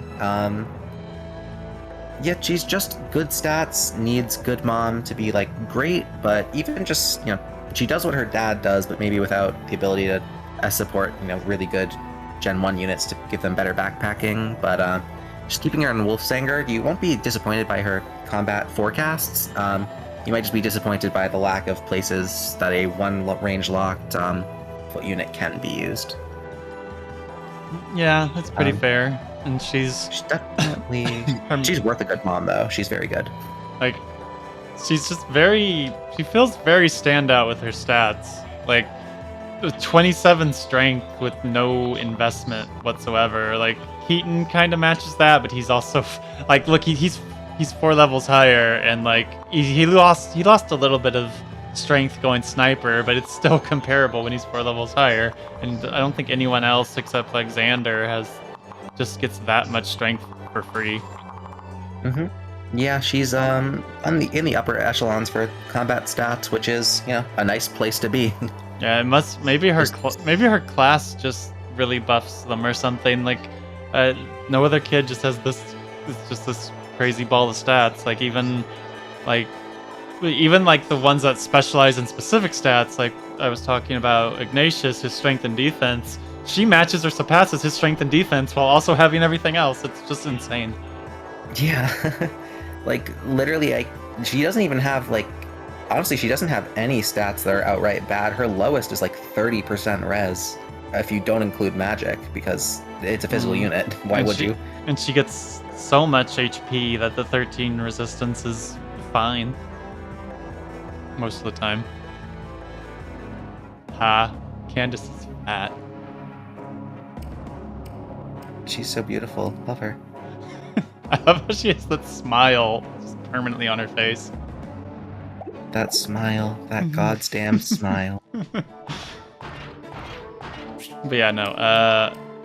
Here you go. Just pretend this is Azana. What do you have to say about Deathly Azana? Because to be fair, they have the same use case. Pretty much. Izana, like, you know, he obviously, unlike this random Shrine Maiden, does have some reclass options, but I feel like the only way you're actually supposed to use Izana is just have him use Rally Magic, Rally Luck on your team every turn, since he starts in Monk Branch on Myoji. And those are almost completely unique to him. Rally Luck you need Corrin for, and Rally Magic is only available from Corrin or Nina, if she had Nyx as her mom. Which, you know, it's pretty nice that he's got that unique utility going for him.